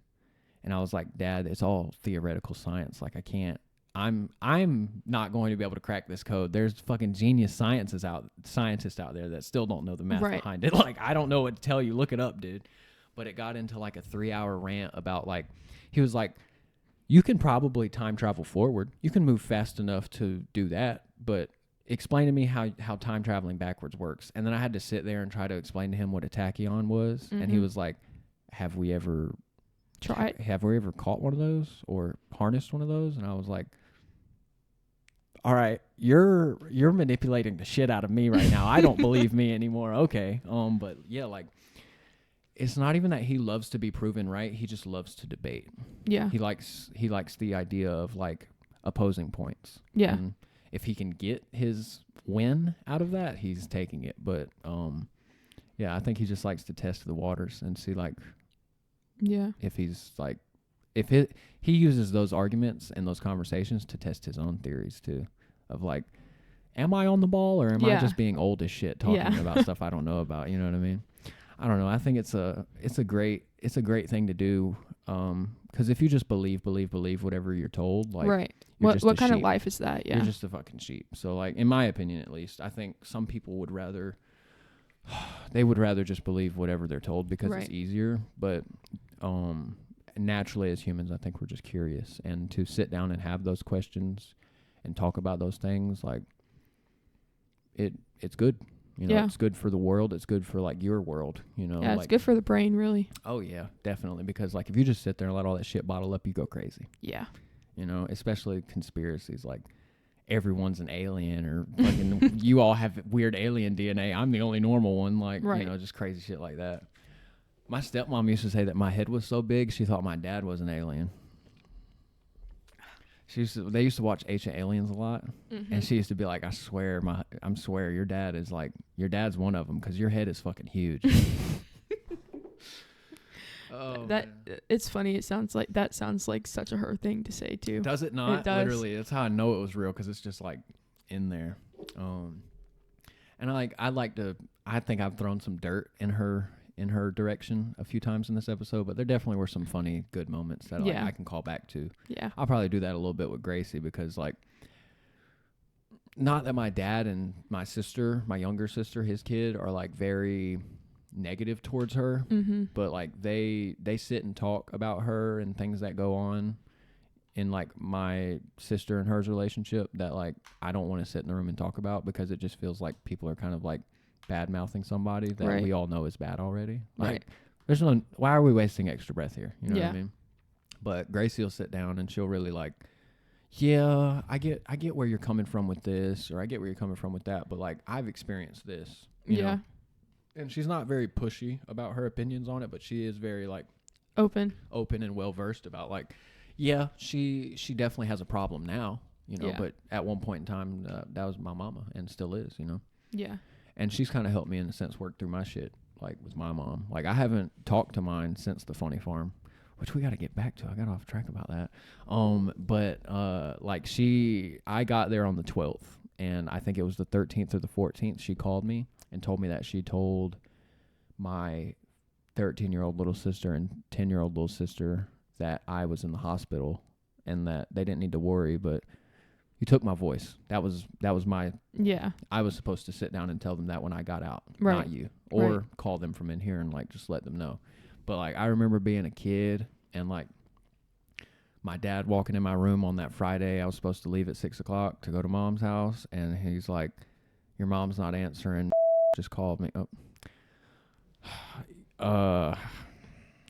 Anyways, you know, so-and-so just called me and told me that she's locked up. Or she's in rehab or, you know, whatever the hell. So, like, that moment, I relived that moment, and I just kept thinking, like, you just made me you to them in their mind. And, like, I haven't spoken to her since. Like, she's trying to come through the house, like, and drop off a Christmas present and stuff for me, and, like, I haven't even opened the messages. Like, I don't know. I think it's just, like, she said it, but, you know, like I said earlier, it takes just as much time for that trauma to be undone as it took to be done. And like, girl, I'm in here for 20 plus years. Like you got a track record, you know what I mean? Like, not to say I want to wait until 40, but like the only time I ever got a real relationship out of her where it was like actual day-to-day correspondence, call you, check in, I love you, I miss you, was like when she was locked up and having to do that because nobody was there, you know? And I'm just like, that's a hard thing to think about as a kid. You're just sitting there thinking about, like, where's my mom? You know? I remember the first summer I really started trying drugs was the summer she went away. And she didn't get out until fucking last year. Yeah. You know, it's 3.5 years she was gone. And, like, I remember sitting in the closet writing at my desk, like, Mom, I'm so fucked up right now. And I want you to know this because, well... it's your fault, ... And like, I just remember like needing something and grabbing onto something Mm-hmm. and grabbing onto the wrong thing, because like, not to blame it on other people, I made my own choices, but I was also a kid hurting, and Yeah. like, I've been dealing with that hurt for 13 years already, and you just served me up with another 3.5 year sentence of you not being here. Mm-hmm. You know, she missed my graduation. I graduated 6 months early. Yeah. She missed that. She missed like so many Christmases, championships, like not giving you a Yeah. chance to miss anything else. Right. And like the final straw was her definitely telling my sisters about that stuff. Like, Yeah. I haven't even gotten a chance to sit down and talk with them about that yet, and you're just gonna go ahead and Throw let it it in the rip. air. Yeah. Like, nah, bro. But yeah, the funny farm for me was crazy. I think it was August 11th. It was the night of August 11th. I started a conversation with my dad at 11 o'clock, and by like 2 a.m. he was calling the police and telling them to come and get me.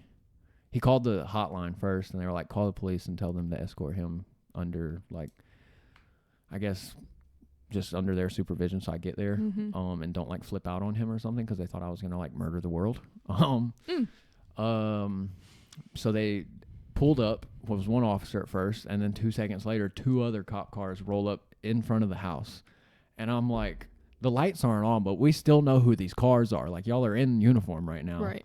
and he couldn't take me because my sister was here asleep. So obviously, I wasn't gonna wake her up at 3 a.m. So they took Right. me, and I sat in the hospital until like 1 o'clock the next day, afternoon. Mm-hmm. And finally, they called him at like 10, I think, and were like, "Yep, we found placement for him." And he was all the way in Atlanta, so he hit the E lane, going like 80 all the way here. Mm-hmm. I was at the hospital in Monroe, actually, and yeah, I got there. They asked me like 9 questions, and they were like, they caught on the radio, they're like, "Yeah, we're gonna go ahead and make him a level 9.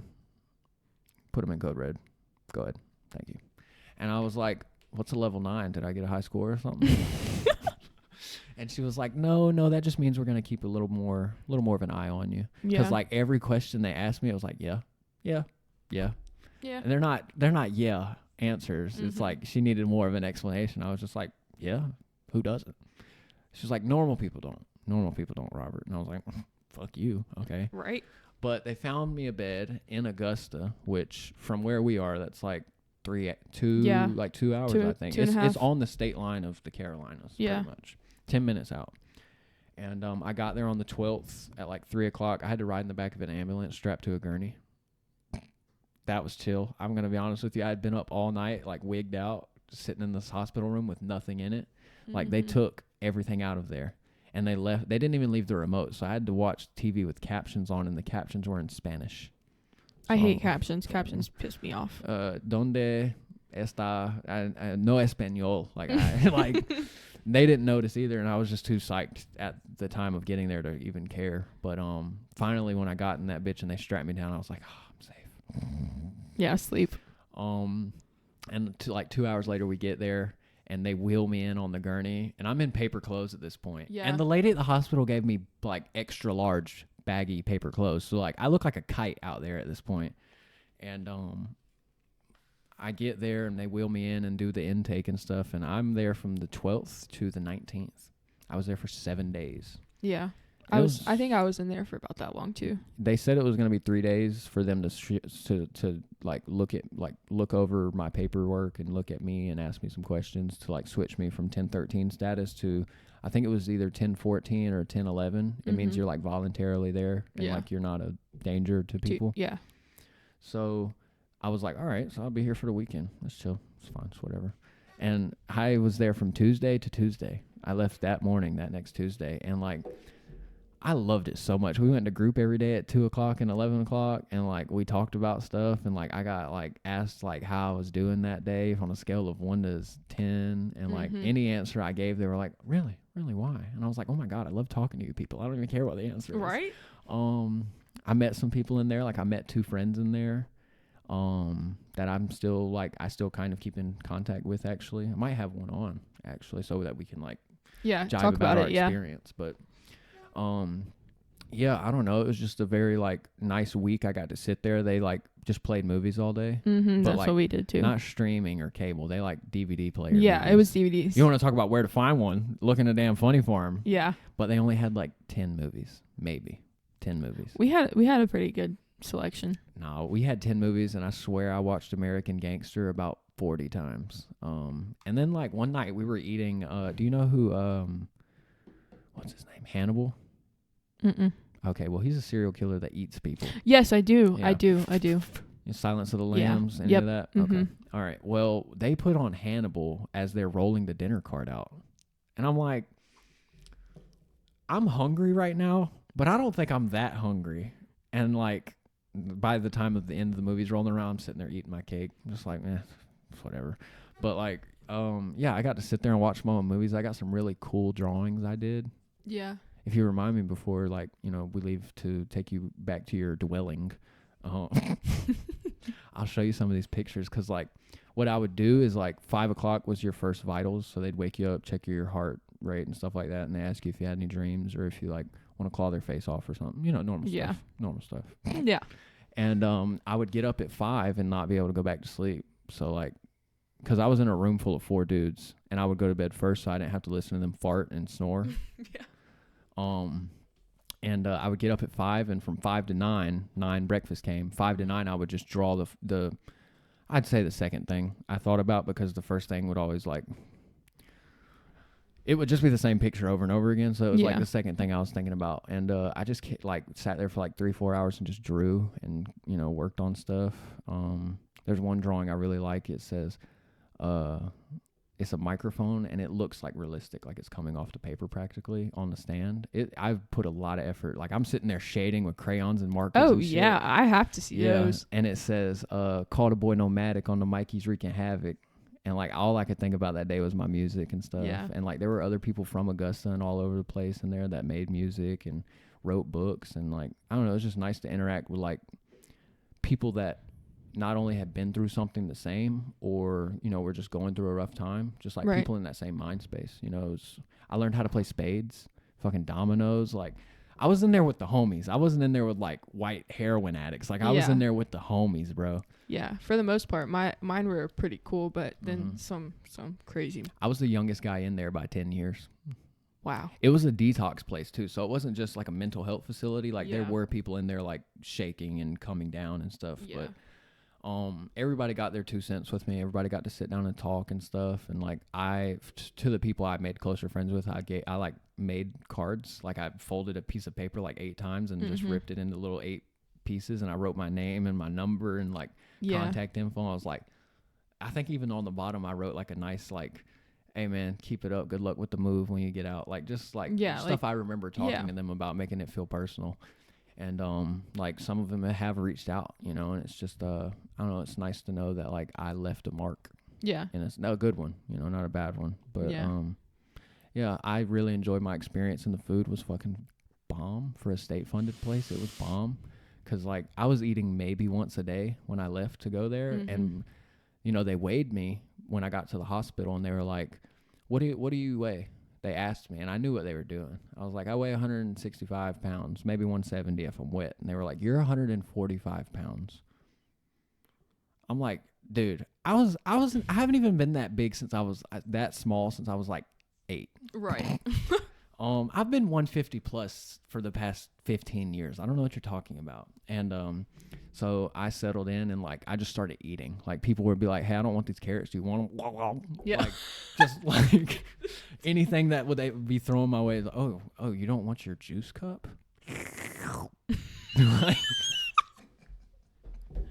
I will love your cranberry juice. Thank you. But by the time I got out of there, I was back up to like, just from 7 days, I was back up to like 170. Like, nah, I'd probably say like 155, 160 maybe. Yeah. And I was like, all right, I'm coming back. And I got home. I was on like this weird kick. I started working out every day, like prison workouts, like push-ups and dips on the bed and stuff, like using the bed frame to like do bench curls and stuff. And I got home and settled into all that and started working again. And like, low key, I was like, the day I was getting out, my dad was sitting at the door, like waiting to, I guess, be invited in to like talk about a treatment plan. Yeah. But legit, they unlocked the door and were like, deuces, lock that bitch back. Like, that was it. That was the whole thing. And he was like, am I not going to come in there? I was like, no, dude, we hitting the road. Like, yeah, let's go home. Everything I needed, I got. Like, let's go. And 10 minutes into the car ride, he's like asking me all these questions. He's like, so what did you even go for? Like, you don't seem any different. Like, nothing's changed. And I was like, I don't know, but I'm kind of down to go back right now. Like, oh my God. And it was like an hour 10 ride to my house in Jackson. And I was just sitting there like, God, I'm sweating right now. It's cold outside. What are you like? What? He was just on my case about a lot of stuff. And like, I don't know. I've been in therapy since a few months before that. It's a Christian therapist in Loganville. Shout out to my boy Steve. I feel like he's a public figure. I'm totally allowed to say his name. But I've been talking with him for a while now, and like I was actually going into the Marines before I went to the funny farm. Me that. And 1013 status automatically did like because you can't have anything like that. Yeah, and like I contacted the recruiter on the 19th when I got out, and that was the first thing he said. He was like, honestly, man, with all you got going on, we would much rather you just stay in therapy than join the military. I just got broken up with, and we haven't even started dating yet. Okay. You don't want me? That's fine. I didn't want you either. Right. Your fucking boobs look weird.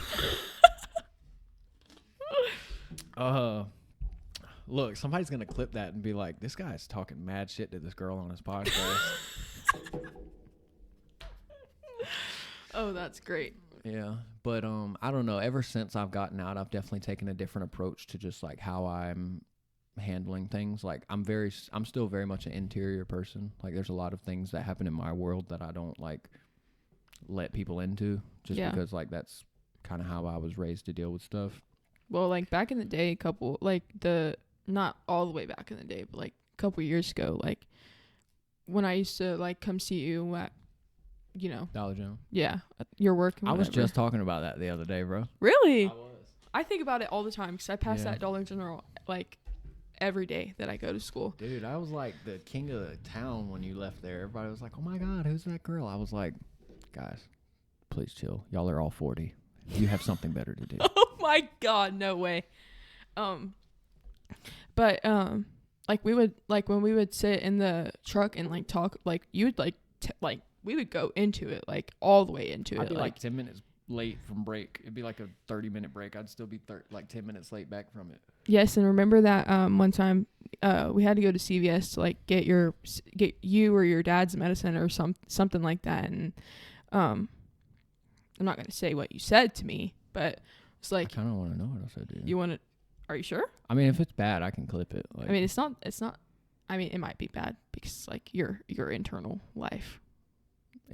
Trust me, it's all out there already. Okay. I make music. I've talked about it. So it's like, cause I had stayed in the truck while you had went in there, and we had like, already been talking about like shit that like goes on in your head on a daily, and you were like, I don't believe you actually did this, but like, when I walked in there, like I had a subconscious thought that like you put a secret camera in the truck and like you were listening to me and all this stuff, and it's like, I don't know where I was going with that, but. You said something to me, and you were like, I'm not going to say it, though, because we're on the pod. And I was like... Yeah, that's what I was going to say. Oh, about the secret camera thing? Yes. Dude, no, I'm not on no psycho pervert shit like that. That's crazy. No.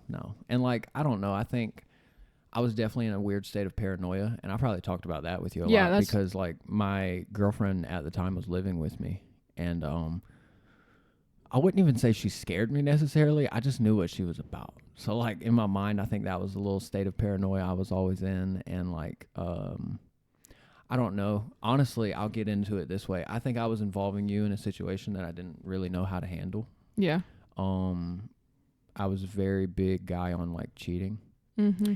And, like, involving you in that world is a very toxic thing to do to a person because, like, it wasn't something you were doing wrong. It was just something I was involving you in. Right. You know what I mean? So I think just all of that put me in a very weird space all the time. Just because like, you care about a person so much, but you have a problem. Yeah. And like I've dealt with that problem since. I think at least I have. Like I know what intimacy is, and I know like what I crave out of it. Mm-hmm. And like I know the bad things I crave out of it too that have been learned traits from like past scar tissue. Yeah. Like either shit with my mom or stepmom or new mom. Holy shit. I have enough of them, please. No, but I definitely think my mom and stepmom put a damper on a lot of like growth that could have came out of like childhood scarring. And I don't know, I was very mature for my age. Yeah. I think at least the time you're calling back to, I was working in school and working with my dad and stuff too. But I was still very immature in the fact of like how my actions affect people, even if they don't know about them. Right. You know what I mean? Like it's said that when you're with a woman and like relationship wise, like you guys are like close and intimate, often like she can tell when you've been with someone else, not because of like how you act or something, but like her body will react, like her pH will like throw off and shit. And like it's crazy. I was like bullshit, but I've witnessed it. And like as I was experiencing and putting people through stuff like that, I was witnessing the like literal physical change that like my actions had on people. You know? And like I said, it took a couple rounds, but like I got the message, I think, at least, you know. I think it's just about communication and honesty and bringing people into the fold without completely giving them the full story is a dangerous thing, you know, because they have their perspective of like what they think is the truth. Right. You know. I don't know, but I definitely think we were in a good place to like have a blossoming like relationship in a sense. And I don't know. It was just at a bad time, you know what I mean? Yeah. But yeah, I think we definitely shared a lot of deeper conversations in that parking lot of Dollar General and like just other like casual meetings from time to time when we would catch up. But like, I don't know, we've always kept it real deep. You know what I mean? Like, it's just always easy to get there, I think. And I think I lack that with some people. Yeah, I like that in general with like majority of everybody. Like, you know, how I was talking about, like, I like to get in, like, serial killers' brains. Like, I like to get in everybody's brain. Yeah. Like, I could definitely be, rummage around in there. Oh, yeah. Let me see where you're hiding your spare change. Exactly. It's like, I could totally be, like, a psychologist, genuinely. Because I love getting into people's brains. I love learning why people act the way they do. Why like people do and say. Exactly. Yeah. Why people do and say the things that they do. Like, why people hold themselves a certain way. Like, I really genuinely love learning about that. So I like to be like that with like anybody. Like I love sitting down and having deep conversations. Like, tell me your deepest, darkest secret. Like it's safe with me. It'll never go anywhere, but I want to know. Right. I've like personally taken a third person perspective to that this year, especially since the Funny Farm. Like whenever I'm looking at like me as a person, I don't look at it as me. I'm like, all right, let's take a look under the hood of Robert. Like, you know, right. Cause this is not like a crazy thing to say, but these are all characters we play, you know, like, because we have consciousness. Right. And like a dog is a dog, you know what I mean? Obviously they have their own little quirks, but like a dog is a dog, animals are animals, and like we have been given dominion and consciousness, and like you'd think that'd be a cool thing until you realize like, holy shit, I have to think like all the time. It sucks. Turn it off. I don't like it. Do you know some people don't have an inner dialogue? Really? Yeah. Like I've heard that before, and those people are probably serial killers. They probably are. Legit. Yeah. I've like. We should look into that. Honestly. We should. Yeah. I've never like considered my inner dialogue as like a different person, but like it feels like a different person sometimes. Yeah, sometimes. You know, like I'll be sitting there like just listening to like the wheels turning, and I'm like, who are you, dude? What is going on up there right now? Yeah.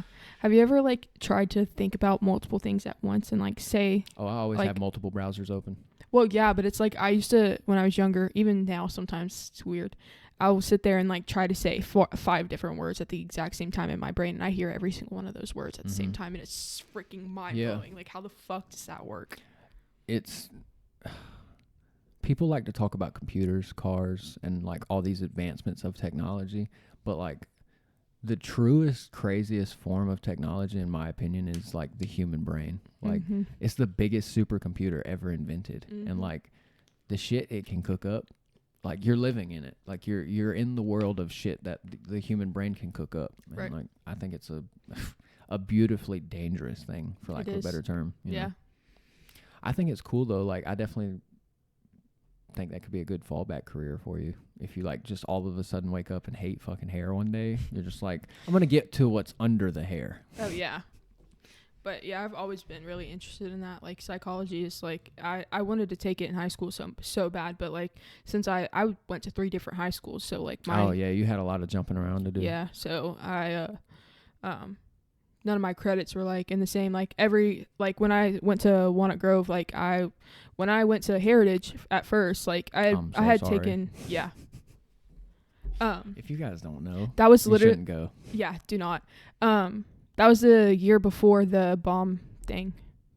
Oh, really? Mm-hmm. But is the shooting like a recent thing, or like yeah, the shooting threat or whatever? Yeah, I was there for one of the shooting threats when somebody actually did have a gun in the school, but like nobody actually got shot at this time. But anyways, when I went to Heritage, like the classes are different. Like classes you're supposed to take in 12th grade, you take in 9th grade there. Like American government. It's a different curriculum. Exactly. Like so I had taken like a majority of like 11th and like 10th and 11th and some of the 12th grade classes. Right. So I was like jumped around. Like when I was sitting there with the bigger kids and the smaller kids all the time. Majority I was with the younger kids. Yeah.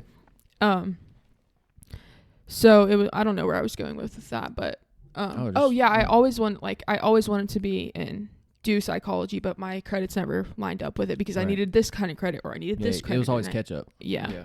I took psychology for the portion of 9th grade that I actually experienced in Loganville High School. I was there for maybe 2 months. I made it less time. This is funny, but I made it less time than my dad did before he got kicked out of school. He made it to like October, November, and then he got kicked out. I was like, it was fucking I think it was still August. Like school year started back July. Still August, got kicked out. But I took it while I was there, and like he was the girls basketball coach. And, like, he just never gave that vibe. He was always, like, he'd come by and, like, answer questions. And, like, he'd always dive so, like you said, like, he'd get really deep and, like, intricate with each person. Like, he'd have us, like, do, like, studies on each other. And then he would go over each study of that person. Yeah. And I'm like, are you just having us do your work for you? Like, that's the way my brain always thought. Yeah. It's like, are you just having us do your job for you? Trying to analyze all of us? But I always enjoyed that class. It was very cool, like, it was the first realistic, like, world thing that I took other than, like, math and reading, you know, or science. Like, it was one of those things where I was like, I could use this. Like, this is stuff that's, like, actually important to know about.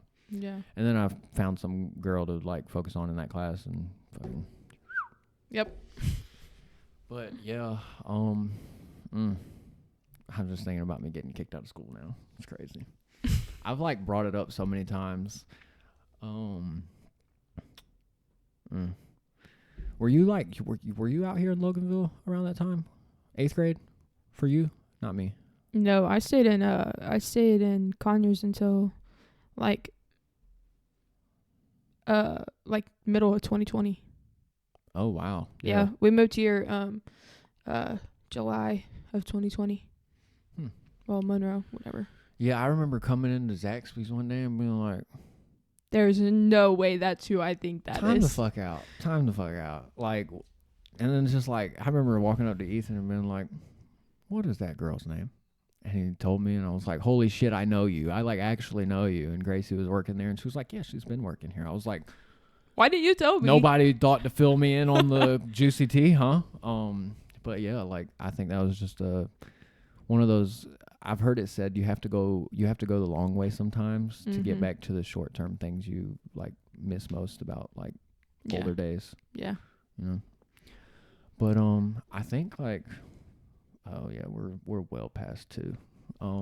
Not well past, but it's at 4,100, almost 4,200 bars now. So like we've definitely probably got a good 210, maybe a little bit more. We haven't stopped. You're the first episode where, like, it's been a full, like... Oh, yeah, I'm honed in on this shit now. Like, I'm kind of scared about my phone, low-key. Like, I need to put a mirror behind the phone. Yeah, that'd be smart. I can just stare at the screen and be like, all right, we're still good. But, I think we can put a bow on this one. Yeah. Unless you got anything else you want to bring up, any cool, like, stories or things that you remember. Not that I know of. I can come back. Yeah, I mean, like, if you want to, like, you're always welcome. I've actually had so much fun. Really? Like, I really enjoy this. Yeah, I'm glad. I know the nervous jitters like come easily. They go just as easily. Though. Yeah, it melted like Olaf. Yes, like Olaf. You're such a child at heart. Gotta love it. Yes. But yeah, I definitely think I'll have you back on. I'm filming. Let's see. This is the 4th episode. So like, this is a month. Like, I just did a month of episodes in 4 days. I'm that cool. Oh yeah. And like I haven't repeated that much shit. So like if y'all hate on these episodes, that's because y'all are just fucking haters. Period.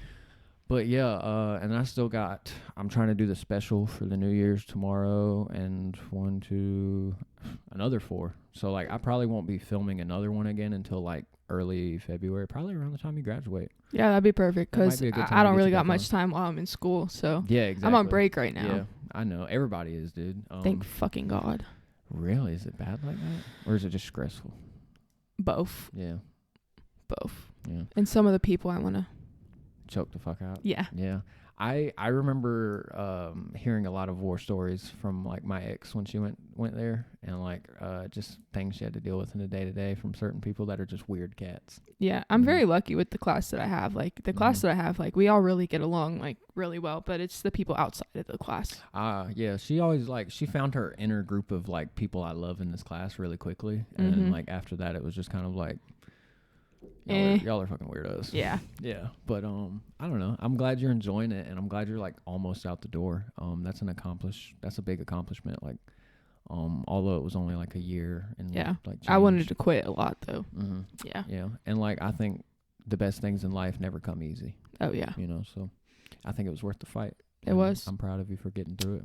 Thanks. Of course. You're not just a guest on my pod right now. You are still a friend, so I get to talk and say these things. Oh.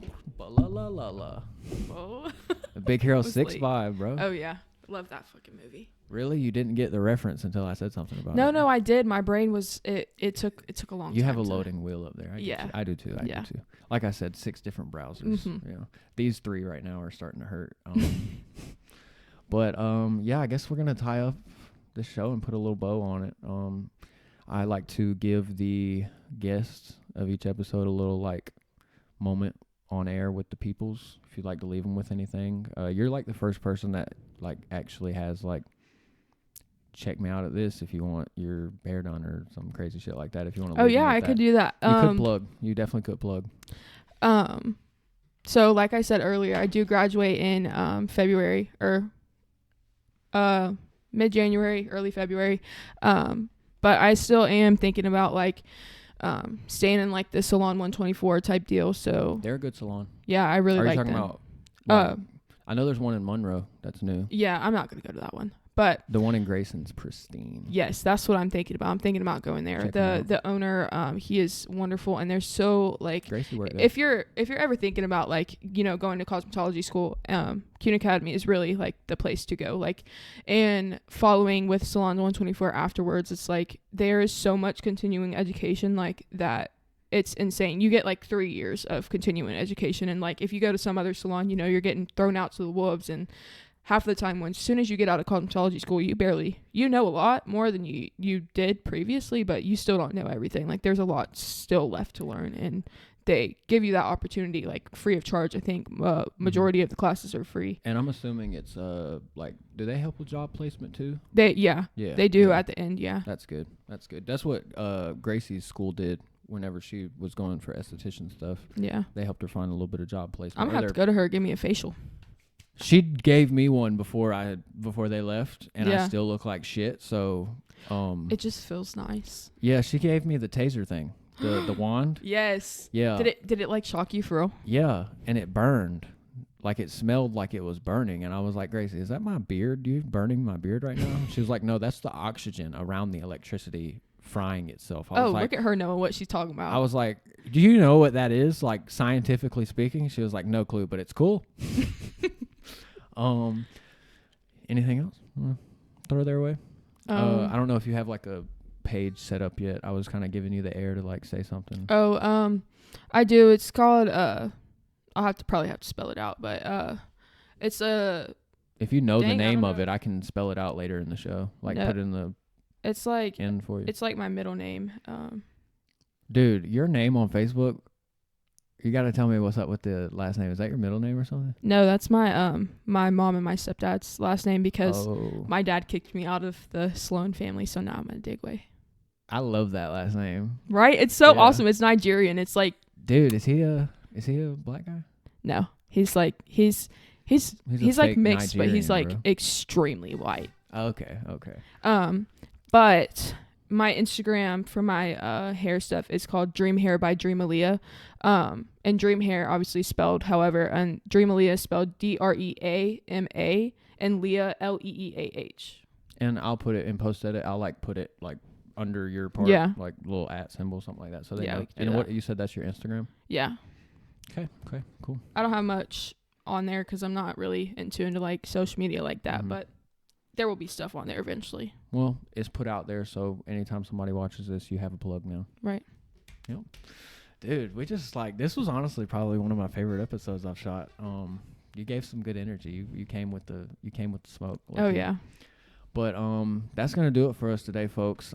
Thank you for tuning in, and I could leave you with something, but I kind of don't feel like it today. I'm just gonna say to the sponsors out there, if there are any that are like totally down to sponsor the show, you can reach out. I've been butchering the email in the past few episodes, but it's standupinitpod@gmail.com.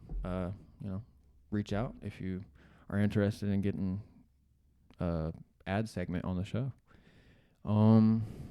But yeah, that's gonna do it for us today. Thanks for tuning in, and I'll catch you on the next one with some different guests. Deuces. Hell yeah.